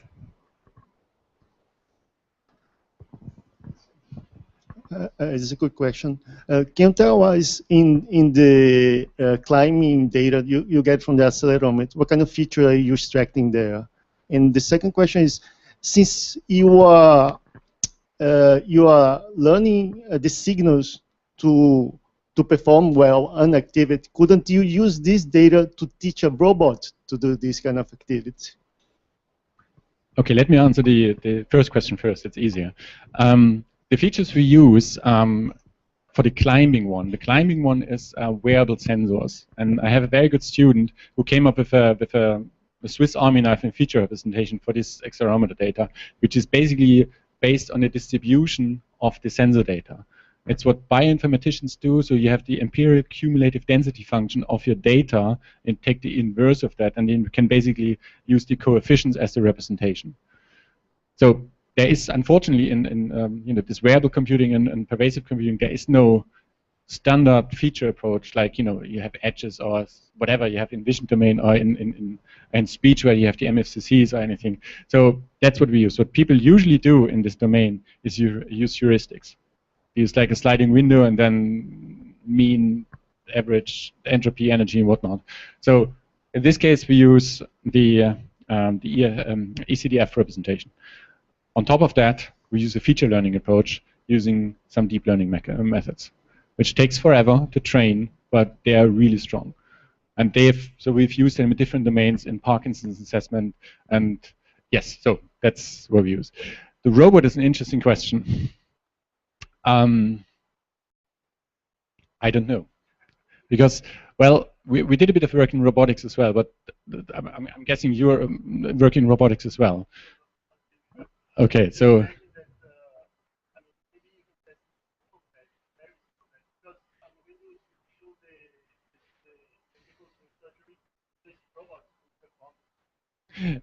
The robot is not performing the surgery on its own. That's basically a manipulator. Yeah.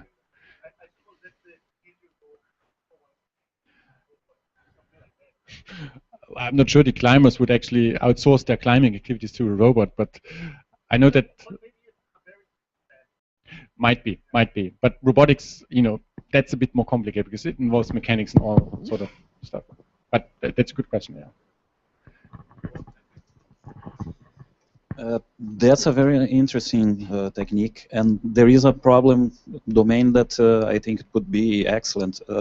Right now, physicians assess the level of impairment of patients that suffered strokes in a kind of subjective way. Yeah. Like this could give you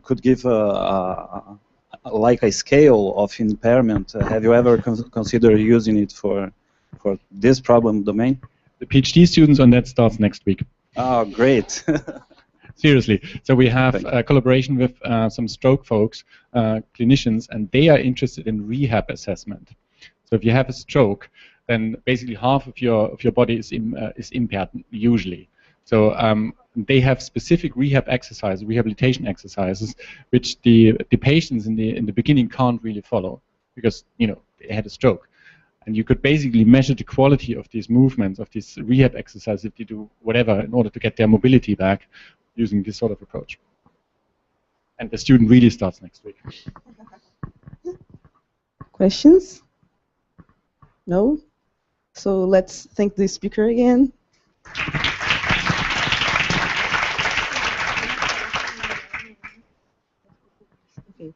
So we have a coffee break now. There's a small one here and a bigger one downstairs. So if you want to go there, we will be back for another technical session. And the last one is the award session. We'll be giving the award for the best paper of this workshop and also the certificate. So okay. So we'll be back at 11. Okay. Obrigada.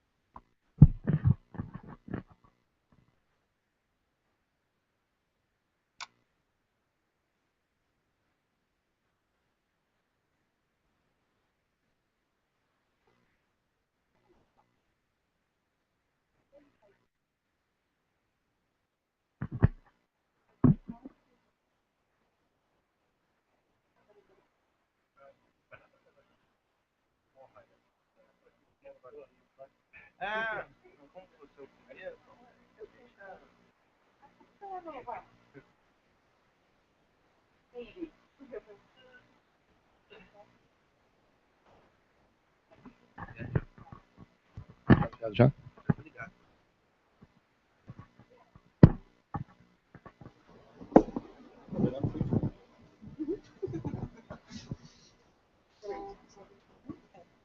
Que as outras pessoas estão acertando os pontos.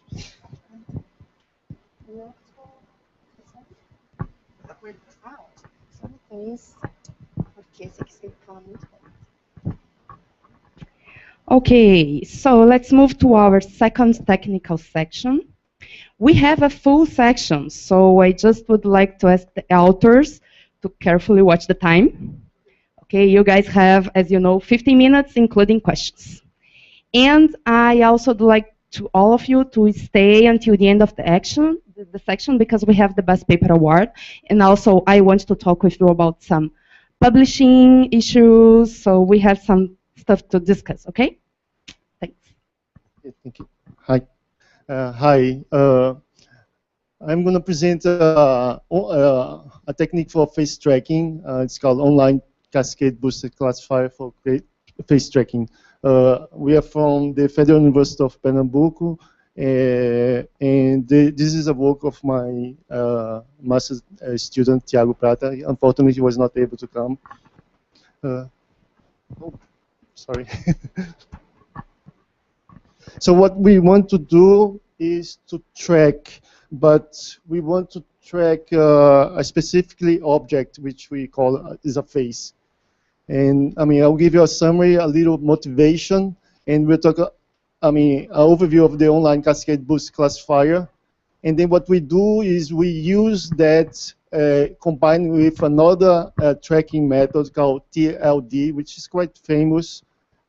Is a tracking algorithm, and then we try to combine these two ideas into one framework. We show some experience and some ideas for future works. So I suppose everybody knows why tracking is important. If you want to understand the content of video, there's, a lot of different kind of tracking algorithms, tracking methods. I'm not going over them. I'm just going to focus on what we have done, and also on the TLD, because that's the one that we are combined to. Tracking is important, but there's several algorithms that performs quite well. But of course, there's some unsolved issues like occlusion, problem of illumination, the appearance change, like if you turn your face, and the moving of object. The object can go out of the scene and come back in the scene again, and you want to be able to keep tracking that same object. Okay. And the speed of the movement, also that's another issue. So there's a lot of issues that's still not completely solved, which is interesting because then we still got a problem. Okay, online cascade boost classifier is a classifier that's based on a cascade, and what he used the idea of a weak classifier to turn out to be a combined weak cascade classifier to turn that into a strong classifier. So what you want is weak classifiers that has a very high true positive rate, but of course it can have a high negative rate too. So you want the positive to pass, and the cascade along the time keep correcting that. Okay, so if reject any. And the pattern can be rejected in any part. So for the pattern to consider positive, he has to pass through all this cascade. So it's basically the idea of ADA boost. If you have this face detector, which is quite famous, he also go on cascade, and he combine with classifier and turn out this combination into a strong classifier. Okay, we have a training procedure. There's an error is made. Then there's a learning procedure that will go there and retrain that. Okay. Basically, that's the whole idea. You have a strong classified, which is combined using a weak classifier. Okay. And the learning procedure, we also use a Kalman filter. to train the positive population. And it get the idea from the ensemble, because you have to be able to distinguish which is positive and which is negative. I'm not going to that much detail. So what we did was you use that classifier, and we combined with the tracking learning detection algorithm. This is a framework in which the tracking is based on detection and learning. So he's able to keep up with the correct tracking, even though the object is changing its pattern. Okay, the track mode is based on the short-term tracking, which is the optical flow from Lucas Canet. It's a short-term tracking, and that's the basic the tracking that the TLD uses. And they are filtered by these two techniques. I'm not going into detail to that. Okay, the interesting model is that we use a ADA boost to detect the face first. So it's trained for just face detection. So when we get a scene, you just go into the face part. And then we use a combination of ensemble classifier together with this type classifier. And the result, we also use a 1NN classification to improve the classifier. And then, of course, the face can be, the vision of the face can be rejected at any point. So what we did differently is we use that, and also we use the ADA boost specific to detect the face at the beginning. Okay, the learning model basically is the same as the TLD. Okay, and how we test our experiment, we use precision recall, and in this database, there are not so many images, but what happened here is that these people are going to be moving around, and some of them are going to go out. So the challenge is that once you assign this face here, the tracker has to keep on his face all the time. And we test all different 4 faces, okay? Okay, let's take a look at that. I'll show the results first for the recall and the precision. That's the precision, and we got a little, well, I did not talk about the face TLD, but the authors of TLD, they also have a version that is just focused on the face, and of course we want to compare with this one. Since the object is defined, we can do a better job than just TLD. Okay, what we didn't do very well is this guy here for the recall, and you're going to see in the image, I mean, he does it a little better. But in overall, we got a little better in the results. And that's the video of all these 4 short video of all these 4 experiments. So the red one is our proposed method, and the face TLD, and the green one is the proposed method.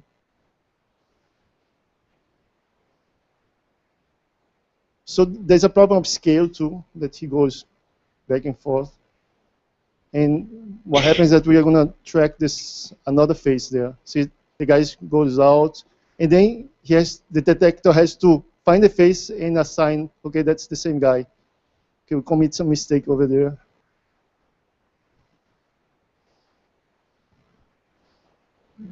Okay. That's the third guy.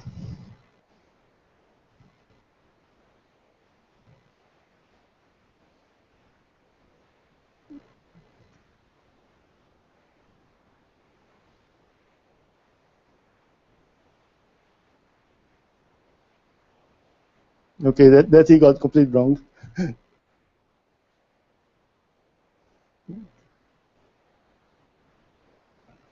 Okay, he's not able to detect back again, but with time.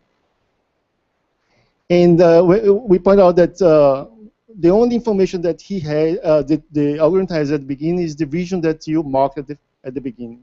So, and the rest, I mean, he has to learn and has to keep doing better. The original article of Face TLD, he used a sitcom movie to analyze the results. We were not able to compare with that sitcom because it's a lot larger image, but that we plan to do in the future to check it out. And can you move on? Just Okay, just some future ideas. We want to do multiple objects, of course, that will be interesting, and assign labels to see which is the same person. And of course, the idea is to use to other objects, like, I mean, pedestrian, cars, and any other object. Okay, in that, I can finalize. Thank you.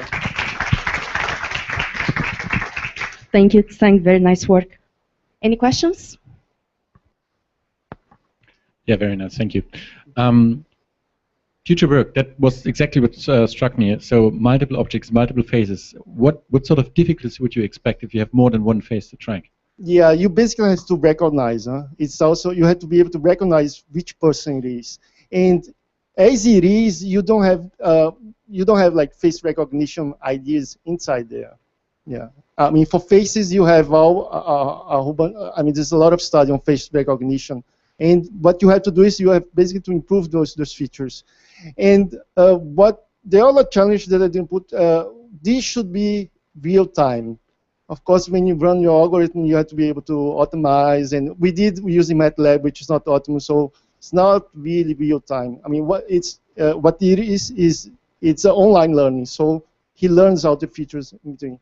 But the challenge is really in the recognition. I mean, and imagine how you're going to recognize a specific car from the other one, to Volkswagen car, which look like exactly the same. That will be difficult. Face is still, I mean, we know that there are different faces. So you're going to have to use maybe the movement and the idea of time. But the problem is that if he goes out of the frame, you have to kind of suppose where he's going to come out again. Like if you want to go from one camera to the other camera and keep tracking the same object. And I mean, there's quite a lot of challenge in there still. Any other questions? No one? We have plenty of time. Okay, so let's thank Tsang again. Thank you. Our next work will be presented by Fabio Oliveira, and it's named Video Tensor Self-Descriptor Based on Variable Size Block Matching.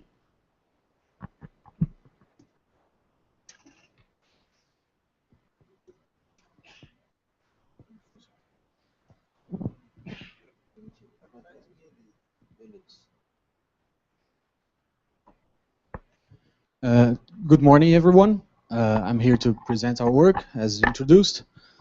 And I'm Fabio. Here's a brief agenda of what we're going to present. As always, an introduction, some objectives, some motivation, our proposed methods, results and experiments, and conclusion. We're working, of course, in the context of computer vision and human action recognition. And we take two steps in this sense. First, we want some kind of motion extraction method or function, and then motion representation. The descriptor we're presenting is a kind of representation, and some possible applications would be video indexing or surveillance, some new interfaces, and so on. Well, our objectives for this descriptor specifically is to generate one that is compact, that is the size of the descriptor file or the feature vector is small relative to the database. To use only block matching information for its simplicity and ease to compute, and to, of course, achieve good recognition rates. So our proposed method uses variable size block matching, which tracks the regions of the movement of regions of the frame, like square blocks in this case. And the assumption is that these blocks possibly represent objects in the scene. So you can encapsulate objects within these blocks and track their motion. This way you cover more homogeneous regions, so you don't expend as much time as you would in optical flow, for example, tracking pixel by pixel movement. and you avoid some redundancies. Like if you have a very homogeneous region, you don't have to compute the motion there if there isn't none.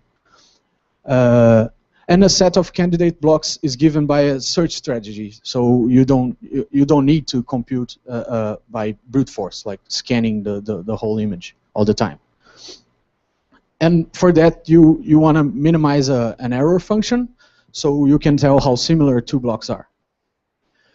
This is an example. Here you have these green arrows are the smaller blocks, and the red arrows are the bigger blocks. Notice how on this more static and homogeneous region, you have very little movement, and this can be maybe attributed to some noise. And this guy, which is like raising his hand and sitting up, is the main source of movement. And even in more homogeneous regions like his forehead, you have some bigger blocks. You don't need to have a fine detail of the movement there. Okay, so quickly some block matching concepts. We define a search window, so we don't scan the whole image and drop the efficiency. We have a search strategy, so how are we going to scan, or who are the candidates for matching blocks? So we could do the brute force approach, but in this case we employ especially the four-step search, which is kind of a steepest descent method. So it's you do way less computation and achieve very similar results. And for error functions, we tested 2 of them, although they don't seem to impact the results very much as far as we tested. And here's finally the proposed method, or an overview of the proposed method. We're going to extract the motion vector, the displacement vectors, comparing adjacent frames. Then we organize all these vectors into a histogram of directions in which the bins are angle intervals. And then with that we build an orientation tensor. Note that although it's an ellipsis here, our tensor is have a higher dimensionality. It's just for illustration purposes. And since it's a variable size block matching, the blocks differ in size even within the same frame. So here is an example of how we do this. Here's how we do this. We calculate the error function. It is either being mean absolute differences or sum of absolute differences. And if this error is above a threshold, which is a parameter for our procedure, we split into 4 half-size blocks and repeat that until we reach a minimum size block or until the error is no longer bigger than the threshold. So here's the quad tree that would emerge from this, representing this last block here. Okay, so 4 children from this macro block here, no children from these 2, like the central ones, and then 4 children from this one. Now how we organize into a histogram, as I said, into intervals of angles, and notice that we apply a weighting function. So a vector in one certain direction not only contributes to the right bin where it belongs, but to the neighboring bins as well. Then we build the tensor descriptor through a simple computation, just the dot product between the histogram and its self-transpose. So we can find component covariances, and we normalize we sum and normalize this tensor, so we can compare videos of different resolutions, different sizes, lengths. And since T is then a symmetric matrix, we can store with, we don't need to store every single element of it. For our experiments and results, we try to validate our method and the KTH database. It's a very controlled environment. We have 6 kinds of human actions. They're depicted in very simple backgrounds, and there's not any other kind of motion going on, just the one you wanna guess. And we use a SVM classifier and to get a quality measure, how well the descriptor behaves, like in guessing per se, the action. And we try we measured efficiency through the frame rate and block count, meaning possibly execution speed and memory efficiency, respectively. So here's our best results and some parameter exploration, like from the block size, from 8 to 32. Notice that it's around 80%, and this is the regular block matching, like without that quad tree and variable size approach. Just define static block sizes and carry on like this for the whole computation. And then the variable size block matching approach, which increases in about 5% the best recognition rates. And notice that all the best results, even though we have another parameter to explore, all of them are on the 32 pixels sized block, because it encompasses all the other cases. Like if the error is too high when you try to calculate with 32, you split them in half, and then you have the 16Ks, and then you have the 8Ks, and then you have the 4Ks. So comparing with the state of the art, you might think, well, it's still fairly well below, but it's a very simple method. It's very easy to compute. As we're going to see next in the efficiency, it can achieve real time pretty well. The descriptor is very simple and very compact, and it has no dependency on the rest of the database. Upon addition of new videos or new classes, you don't need to recompute all the descriptors once again. And that rate is actually fairly competitive. It's close. It's not like close to random or something like that. As for the efficient, the regular block matching, you see that the average block count is just the actual block count. It doesn't vary. And the average, the best frame rate we got was around 80. Notice that the frame rate is not proportional to the block sizes, because even though you reduce greatly the number of blocks, the blocks are bigger, so the comparison itself is kind of heavier or harder to make. And here the efficiency of the variable size case, and this has the same thing happens, but even greatly, because now you have some cases where you're not going to segment blocks at all, so you can the difference between frame rates of the supposedly bigger amount of blocks and the smaller amount of blocks, it's not even different if you take 1 or 2 FPS. And the block size now varies especially between blocks, initial block sizes, but amongst the same block sizes due to the threshold. If the threshold is too high, you tend to segment less, you tend to break the blocks less. And as for our conclusion, this is still an ongoing work. We're trying to integrate other stuff and refine this method. Yes, as we expected, yields comparable results. We see plenty of room for improvements, and I'd like to emphasize that it's a very low complexity self-descriptor. It doesn't rely on the rest of the database to describe a video. You can describe a video with this kind of descriptor just with data from the video itself.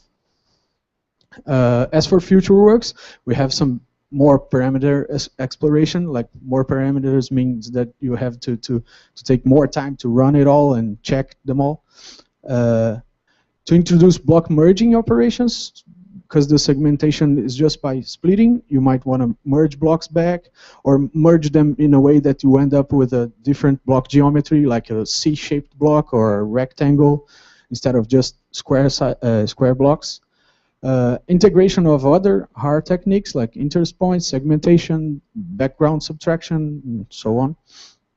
And to test this work on more complex data sets, because people from the area know that KTH is a very simple, very controlled, doesn't actually portray a real scenario for surveillance, let's say.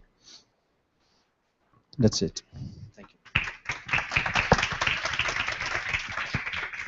Very nice, Fabio. Thank you. Any questions? Thanks for the talk. Have you tried bigger block sizes than 32?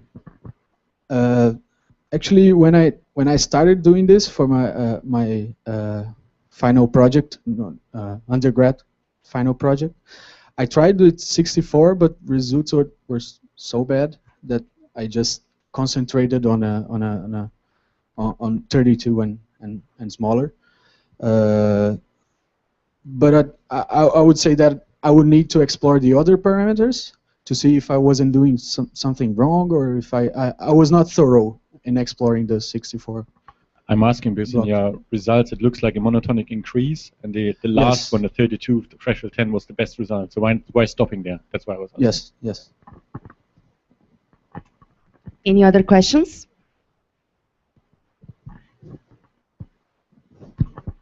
Do you have an idea of how your method would be affected by motion in other parts of the image if you are using other data set? I mean, yes, it would become like harder to tell which one is the part that interests us, like what vectors are really telling us what movement is going on there. Although I would expect that integrating with other techniques that already are aware of those kind of problems would also kind of solve that. But as it is, I think it would be still be a major problem. Anyone else? No? So let's thank Fabio again. Our next work will be presented by Daniel Basso, and it's named Framework for Generating Visual Stimuli Procedurally. Thank you. Good morning, all. I have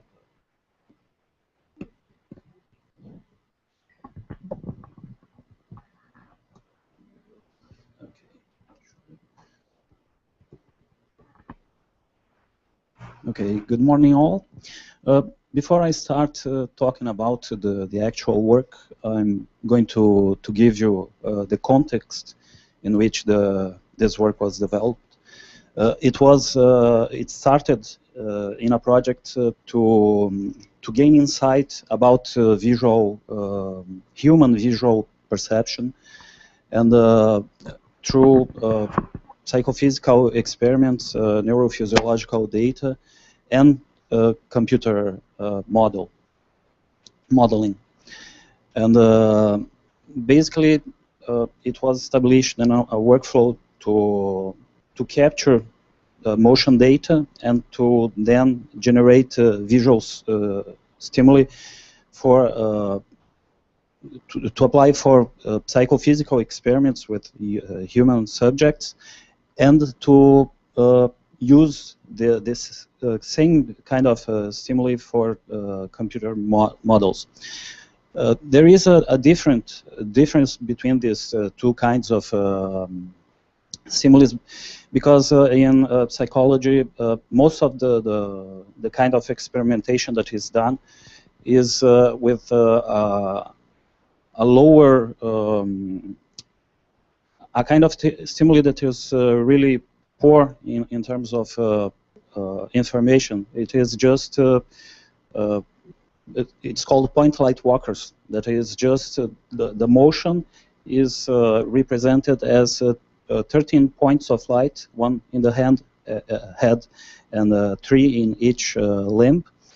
And so then it is easier to generate both stimuli to computer graphics. So I'm going to talk about a little bit about the process of capturing motion and then processing this data. The 3D modeling and the tools that we use to then generate the stimuli, and a little bit about the model of retina and attention that we developed, and then the database of stimuli that is available for anyone to use. So we have a Vicon system to capture motion that is based on stereoscopy with multiple cameras and infrared markers. And in our case, we used a very ancient system that required a specific position of the markers. And so we developed a system to facilitate this processing to acquire the motion as a structured motion. So, well, the output of the Vicon system is only the three-dimensional position of the markers. It is stored in a C3D file, and what we need is to take the position of these markers and to extract the actual transformation in each of the limbs to then generate something that is more photorealistic. So then we can use it for the computer models. And I'm not going to talk exactly about we developed a system to facilitate the processing of this kind of data, and it is free software. If anyone is interested, can contact me. And so the output of this system is another kind of file format that you can then use in animation software. Well, okay. Then once you have the motion as an abstract information, you have to somehow apply to a three-dimensional mesh model. To generate this mesh model, there is this free software that allows to easily create humanoid models, and it's really simple. You have lots of parameters that you can tune to find exactly the kind of shape that you design. And the output of this software is the polygonal mesh and a set of controls that you can later use to pose this mesh. And Blender is a software that's used to make movies, and it's usually used to create also assets for games. And it allows you to use these controls to pose your mesh. And the advantage of Blender is it is also free software, and it is allowed it allows you to extend it as much as you need. So we developed some plugins for it, a C3D importer, and ASFMC importer, that is the animation importer. A motion capture retargeter, because when you acquire the motion from a person that has a certain stature, and then you try to apply to a model that has a different stature, there are some errors that are generated. So we developed another tool exactly for dealing with the make human rigs. And in the end, we did not use our capture motions because for anyone that has used the motion capture system, it is really a lot of work to create a quality data set of motions. So in the end, we used motion data from Carnegie Mellon University, the computer graphics lab. They have there. They made it freely available for anyone, and they have more than 2,600 motions captured. And so to facilitate the process of selecting a subset of this database, we developed a browser for this this motion database. So you have several categories of motion, and in each category you have several training, several sessions of these categories, and then you can import the data and then apply to the final mesh. And so I am specifically interested in computational neuroscience. So my focus is in generating stimuli that has the kind of characteristic that the eye captures. So usually for retina models, what you have is you feed them with regular image captures from regular cameras, and then you make a processing that you either expand for the areas of the retina that has more resolution, or you take a big resolution image and then you degrade the periphery. So instead of doing something similar, what I did was to modify the cycles rendered and to make it cast light rays exactly in the proportion of the distribution of photoreceptors in the retina. That has the advantage of making it simple to model other kinds of retinas. For instance, an eagle's retina has two foveas, so it has two areas that has more resolution. So you can't easily do that with a fisheye lens, for instance, in a real camera. So for instance, here we have a test scene.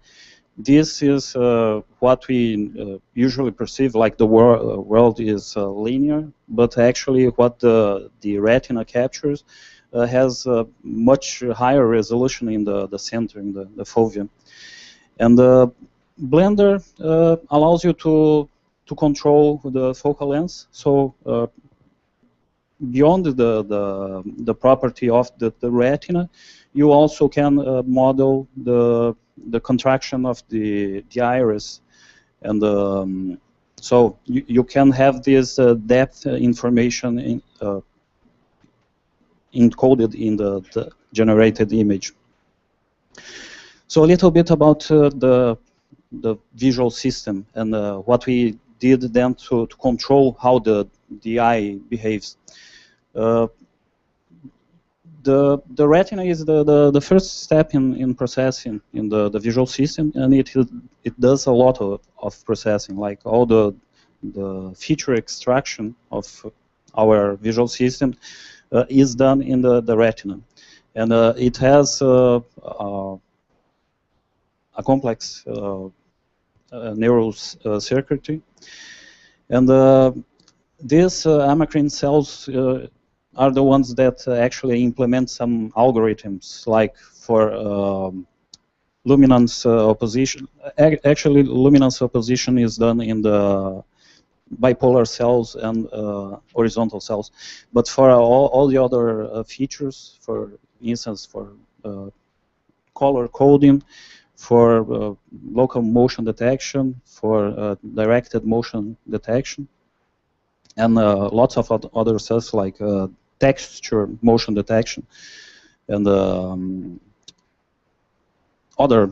there are 25 types of amacrine cells. So most of them we don't exactly know how they work, but at least these ones we incorporated in our model, and based on that, the second step of processing is in the lateral geniculate nucleus, that is a nucleus in the thalamus, that is responsible for covert attention. That is the selection of parts of the image that have something that points of interest that do not require the eye to be oriented to a certain spot. So this is covert attention. The overt attention, that is where there is a foveation or saccade, that is the movement of the eye, is controlled in the superior colliculus, and that is another element that we used the work of Iti and Koch to provide this analysis of the image using salience features, and to then select points of interest that the eye moves to that spot. And well, from those more than 2,600 motions, we selected 24 in 6 categories. This one. All of them has the characteristic of being sampled at 120 hertz, and in total it was so far it has only this almost 2 minutes of motion, in total 14,000 individual poses, and each point, each motion were rendered from 5 different points of view, and they were rendered like a normal camera, and with the distortion that you would find in the retina. So this is one frame of the walk of one sample of the walking, and you see each has 5 different camera positions, and 2 environments, like you have a studio environment and an environment with global illumination.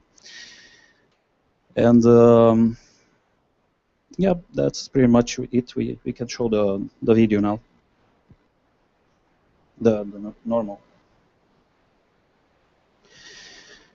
And I have to say that, as you can see, I'm not an artist, and definitely not an animator, so there are some artifacts, like the hands were not exactly positioned right, but for the kind of stimuli that we need, it is more than enough.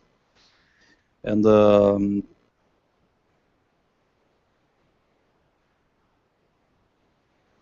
so what we are seeing is the motions rendered in the regular camera way. So there is the other way, that is with the distortion of the retina and the foveal control of the attentional system. So if we can show the other one.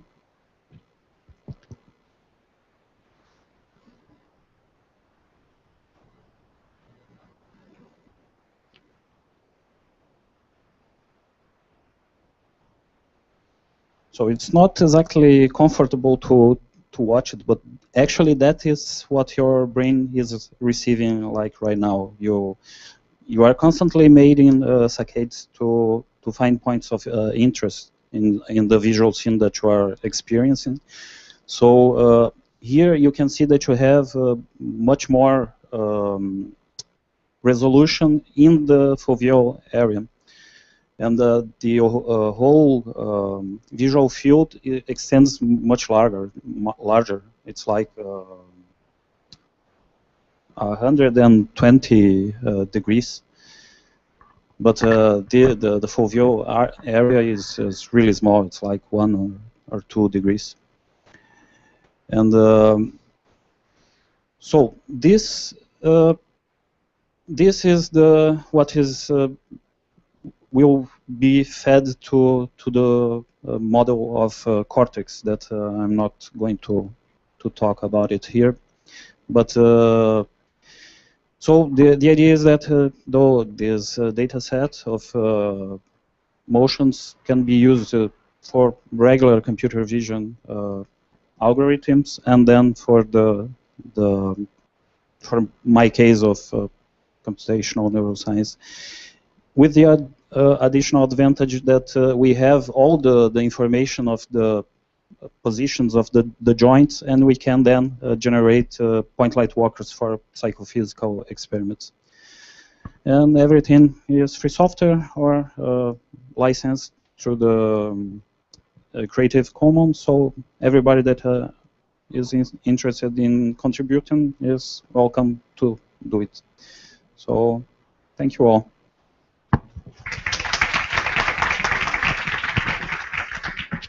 Very interesting, Daniel. Thank you.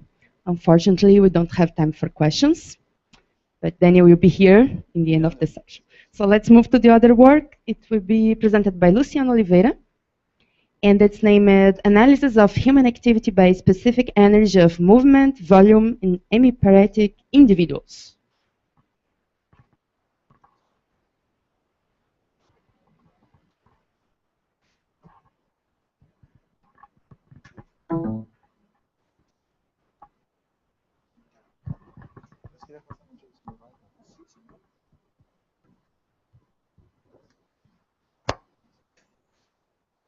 Listei ontem.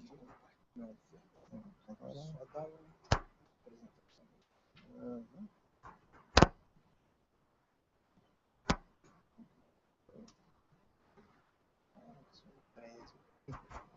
Isso é a próxima mudança de casa.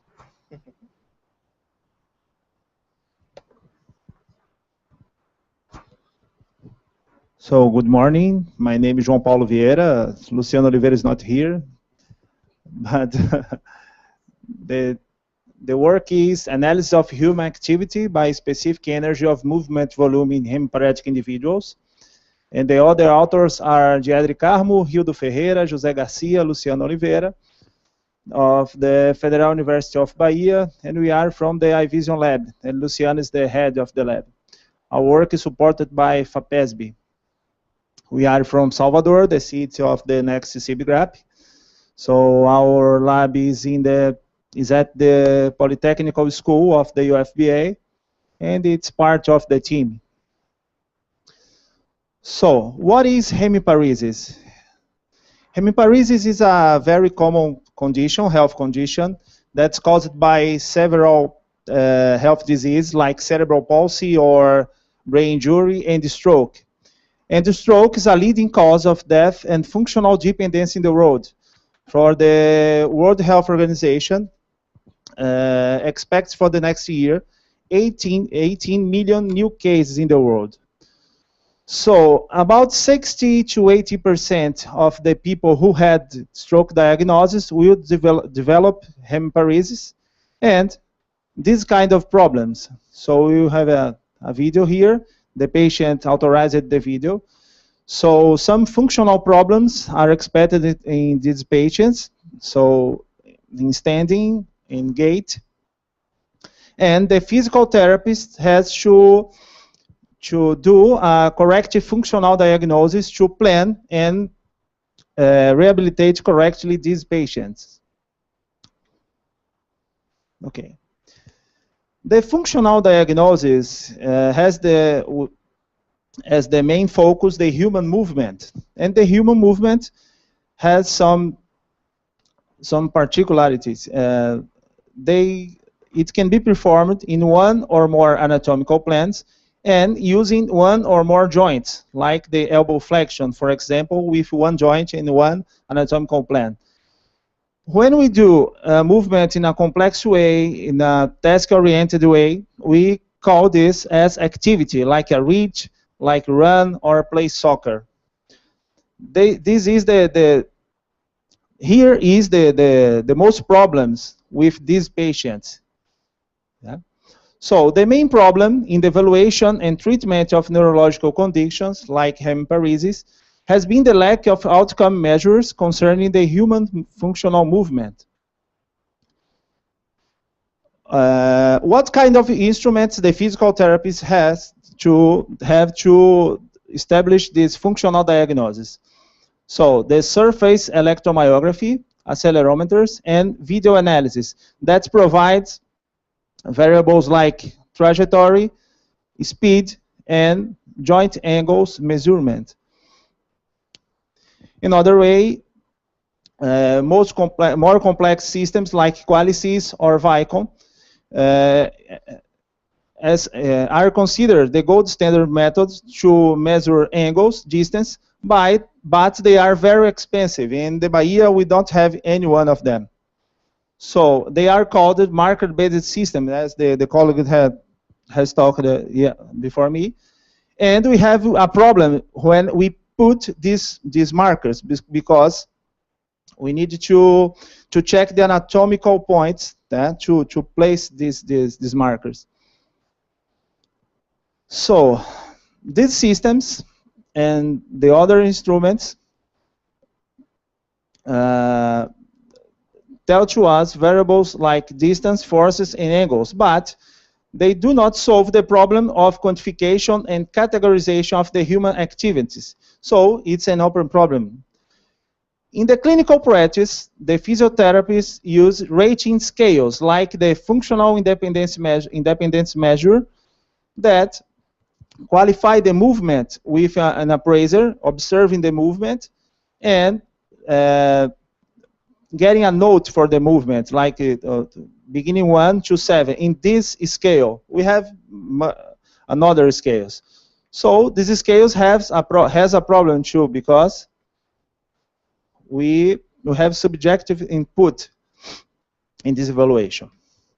So new approaches are being developed using the RGBD cameras, and the RGBD cameras has a low cost, and the depth imagery can provide a solution for the physical therapy. So with the Kinect camera, we can obtain the skeleton and depth images that can help us.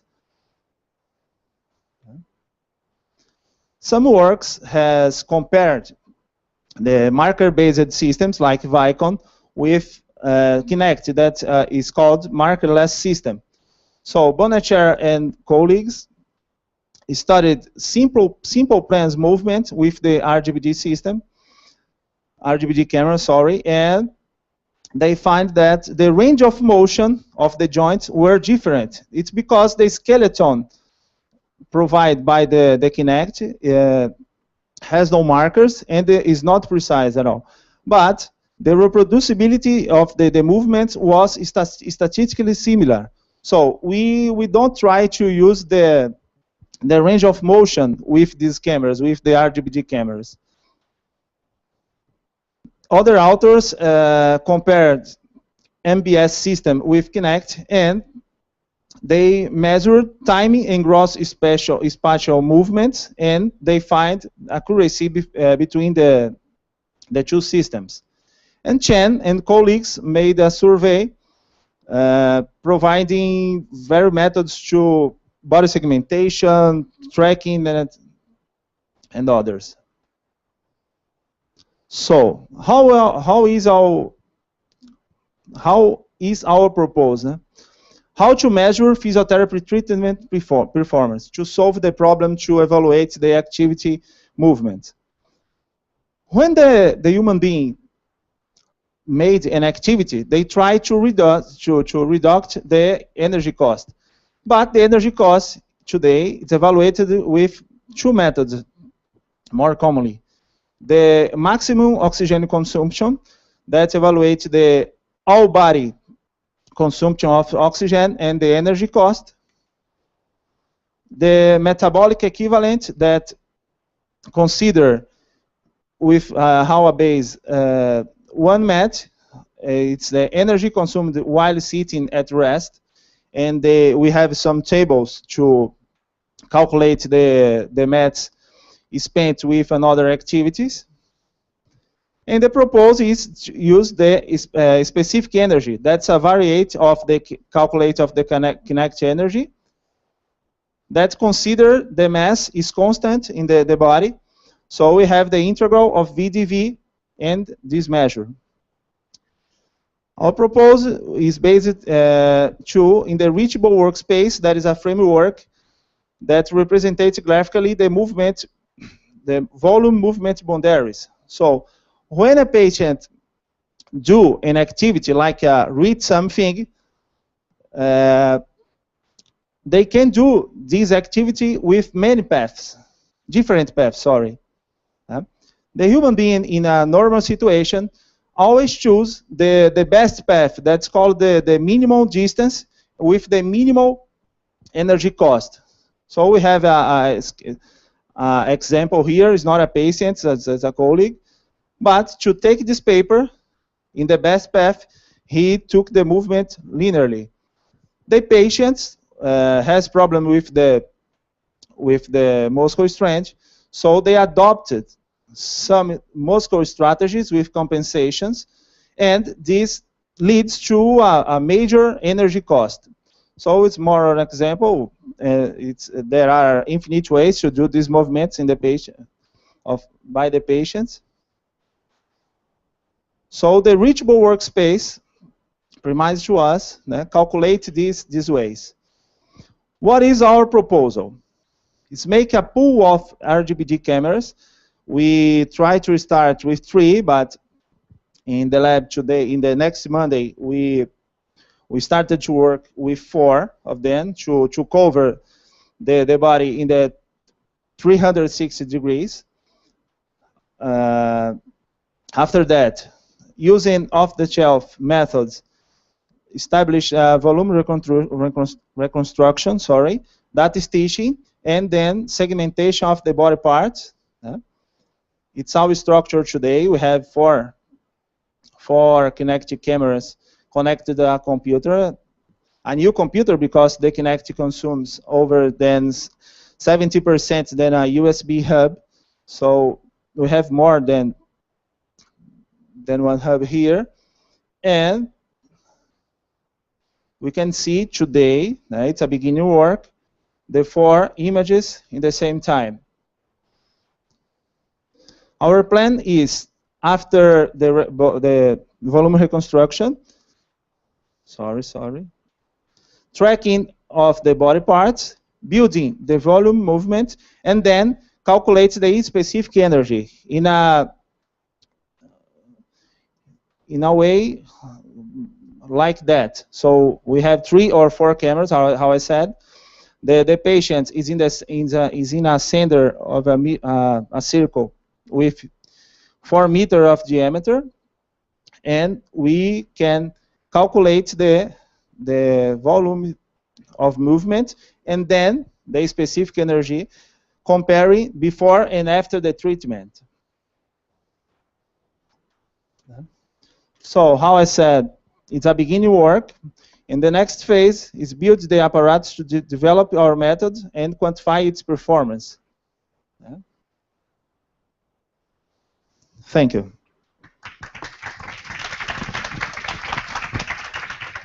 Okay, João Paulo, very nice presentation. Any questions? No one? Okay, so let's thank João Paulo again.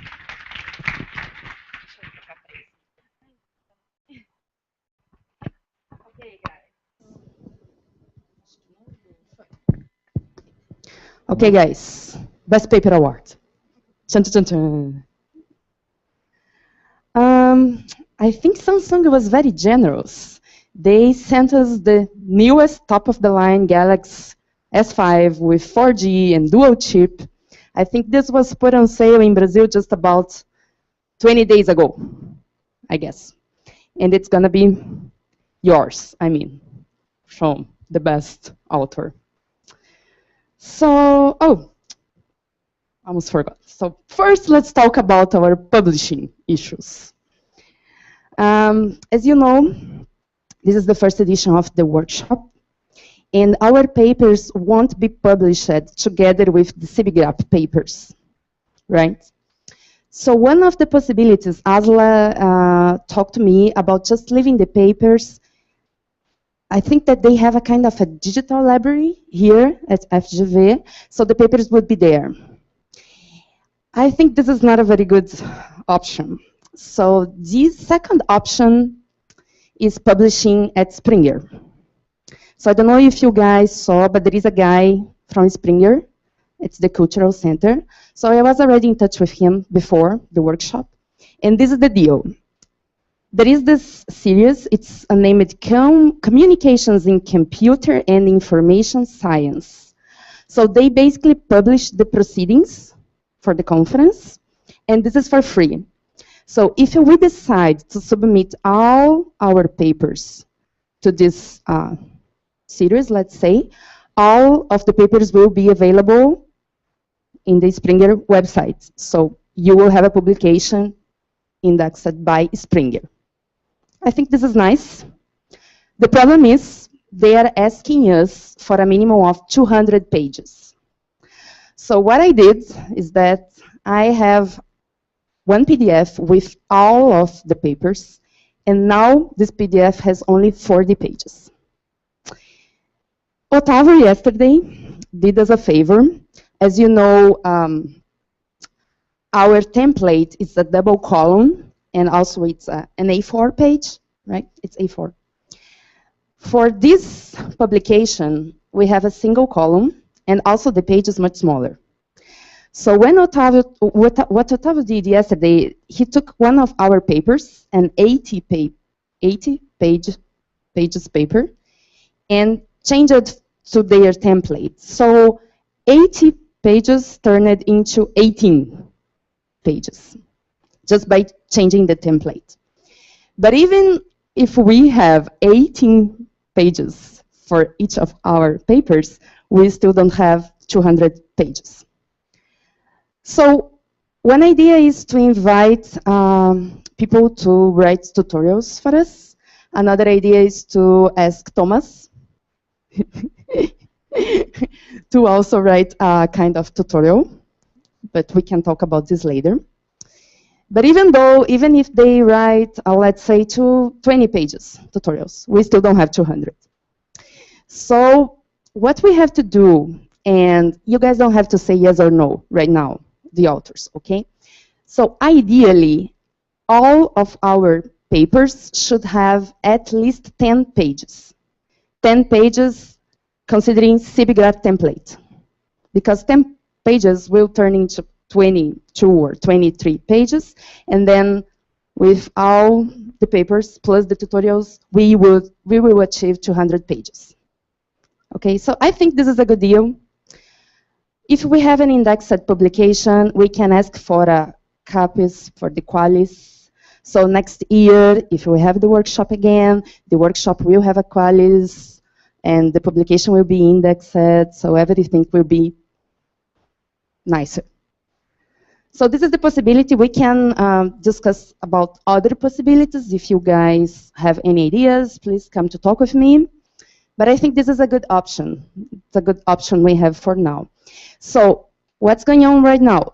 All of the papers, they are available at this digital library just now because of the conference. But I've asked Aslam to just leave the abstracts right after the conference. So you guys have the property, you have the rights for the publication. So if you just want to say, okay, I don't want to publish the paper with you, it's your paper, you can publish anywhere else you want.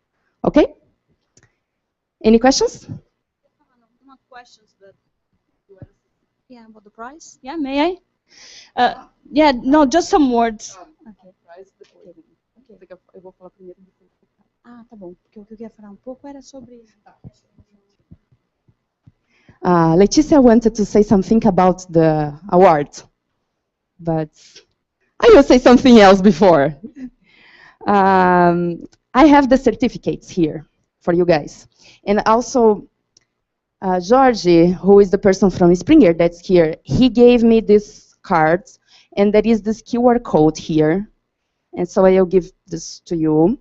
And here you can learn a little bit more about this publication, the series from Springer, and see if this is a good idea or not. Okay?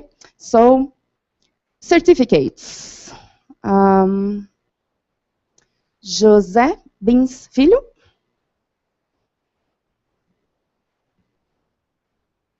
Pode ser. Obrigada. Aqui, ó. Aqui, ó. Cartão também.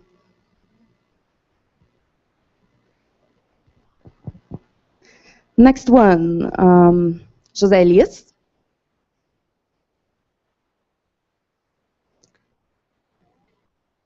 Sang. O cartão.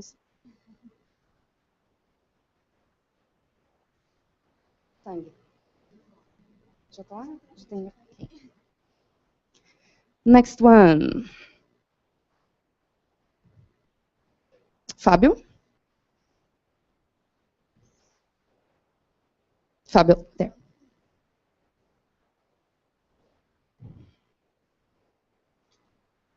Daniel.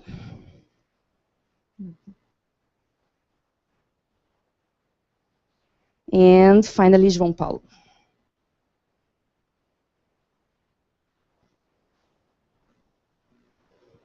Okay, now best paper. Not yet. So first, I would like to really say that we were surprised by the presentations. We were talking about this. We think that you guys prepared it very carefully. And we think that the presentations were even better than the ones we watched in the main track. So we are very happy that you guys really supported this first edition of the workshop. And it was, of course, a lot of work. So I would like to not only thank the support from you, but also from the support from the technical committee that's here. And best paper. Well, it was a very tough decision. And I know that everybody says it's a very tough decision, but in this case, it was really a very tough decision. We talked a lot about the papers. We discussed every single thing. We had several criteria, and we can even talk about this later. But in the end, we were really between two papers. So I would like to say that even though we are giving the best paper to just one work, there were several works with very, very good quality. Okay, so don't be sad if you don't get the best paper award. Try next year, new chance. So I know that Leticia wants to say something else. Yeah, I think you said what I wanted to, but I wanted to thank you all again to take part of this workshop. And for those who didn't look at our website, the idea wasn't to have only papers with all the results, all the good results and everything. We really want to reach people that were maybe in the middle of their work, but they had good ideas they wanted to share. So we specifically try to reach for all these people and ask them to, even if they didn't have the results, that they should submit the paper to discuss and to show, to share the ideas. So regarding the award, we didn't look at the results as the best results get the best paper award. It was really more discussing the relevance of the work, the ideas behind it, and that's what I wanted to explain. Great. Do you guys want to say something? Fernando, Sandra? No? Otávio? Really? Okay. So, after the Best Paper Award, if you want, I have more cards about the publication. And Springer actually gave us a volume. So if you want to take a look, it's here. Okay. Best Paper Award. No, not yet. No, okay, no. So after all these discussions and everything else, we also took a look at the presentation, I have to say.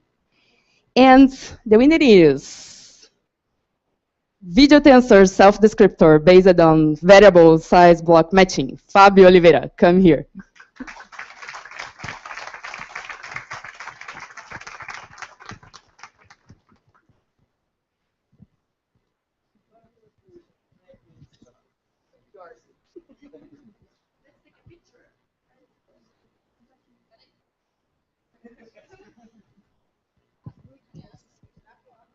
Yes, we have a certificate for you, but since a gente não sabia ainda se era certinho o nome, então a gente vai mandar para você depois por e-mail.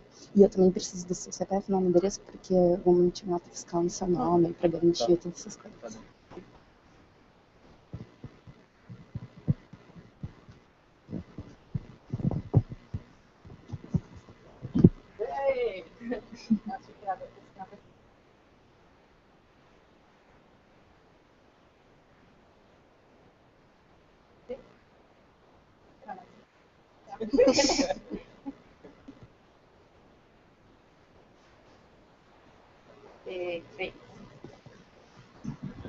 So, thank you all for coming. Hope you can see you guys again here next year. Oh yeah, sure. I think you thank it, Thomas, for coming. Yeah, so thanks Thomas for coming again. It was a very nice talk, I think. Oh, will it be available? Do you plan to leave it available anywhere if people want to get here? Yeah, the slides. Yeah, sure. So we can leave them at our website. Very good.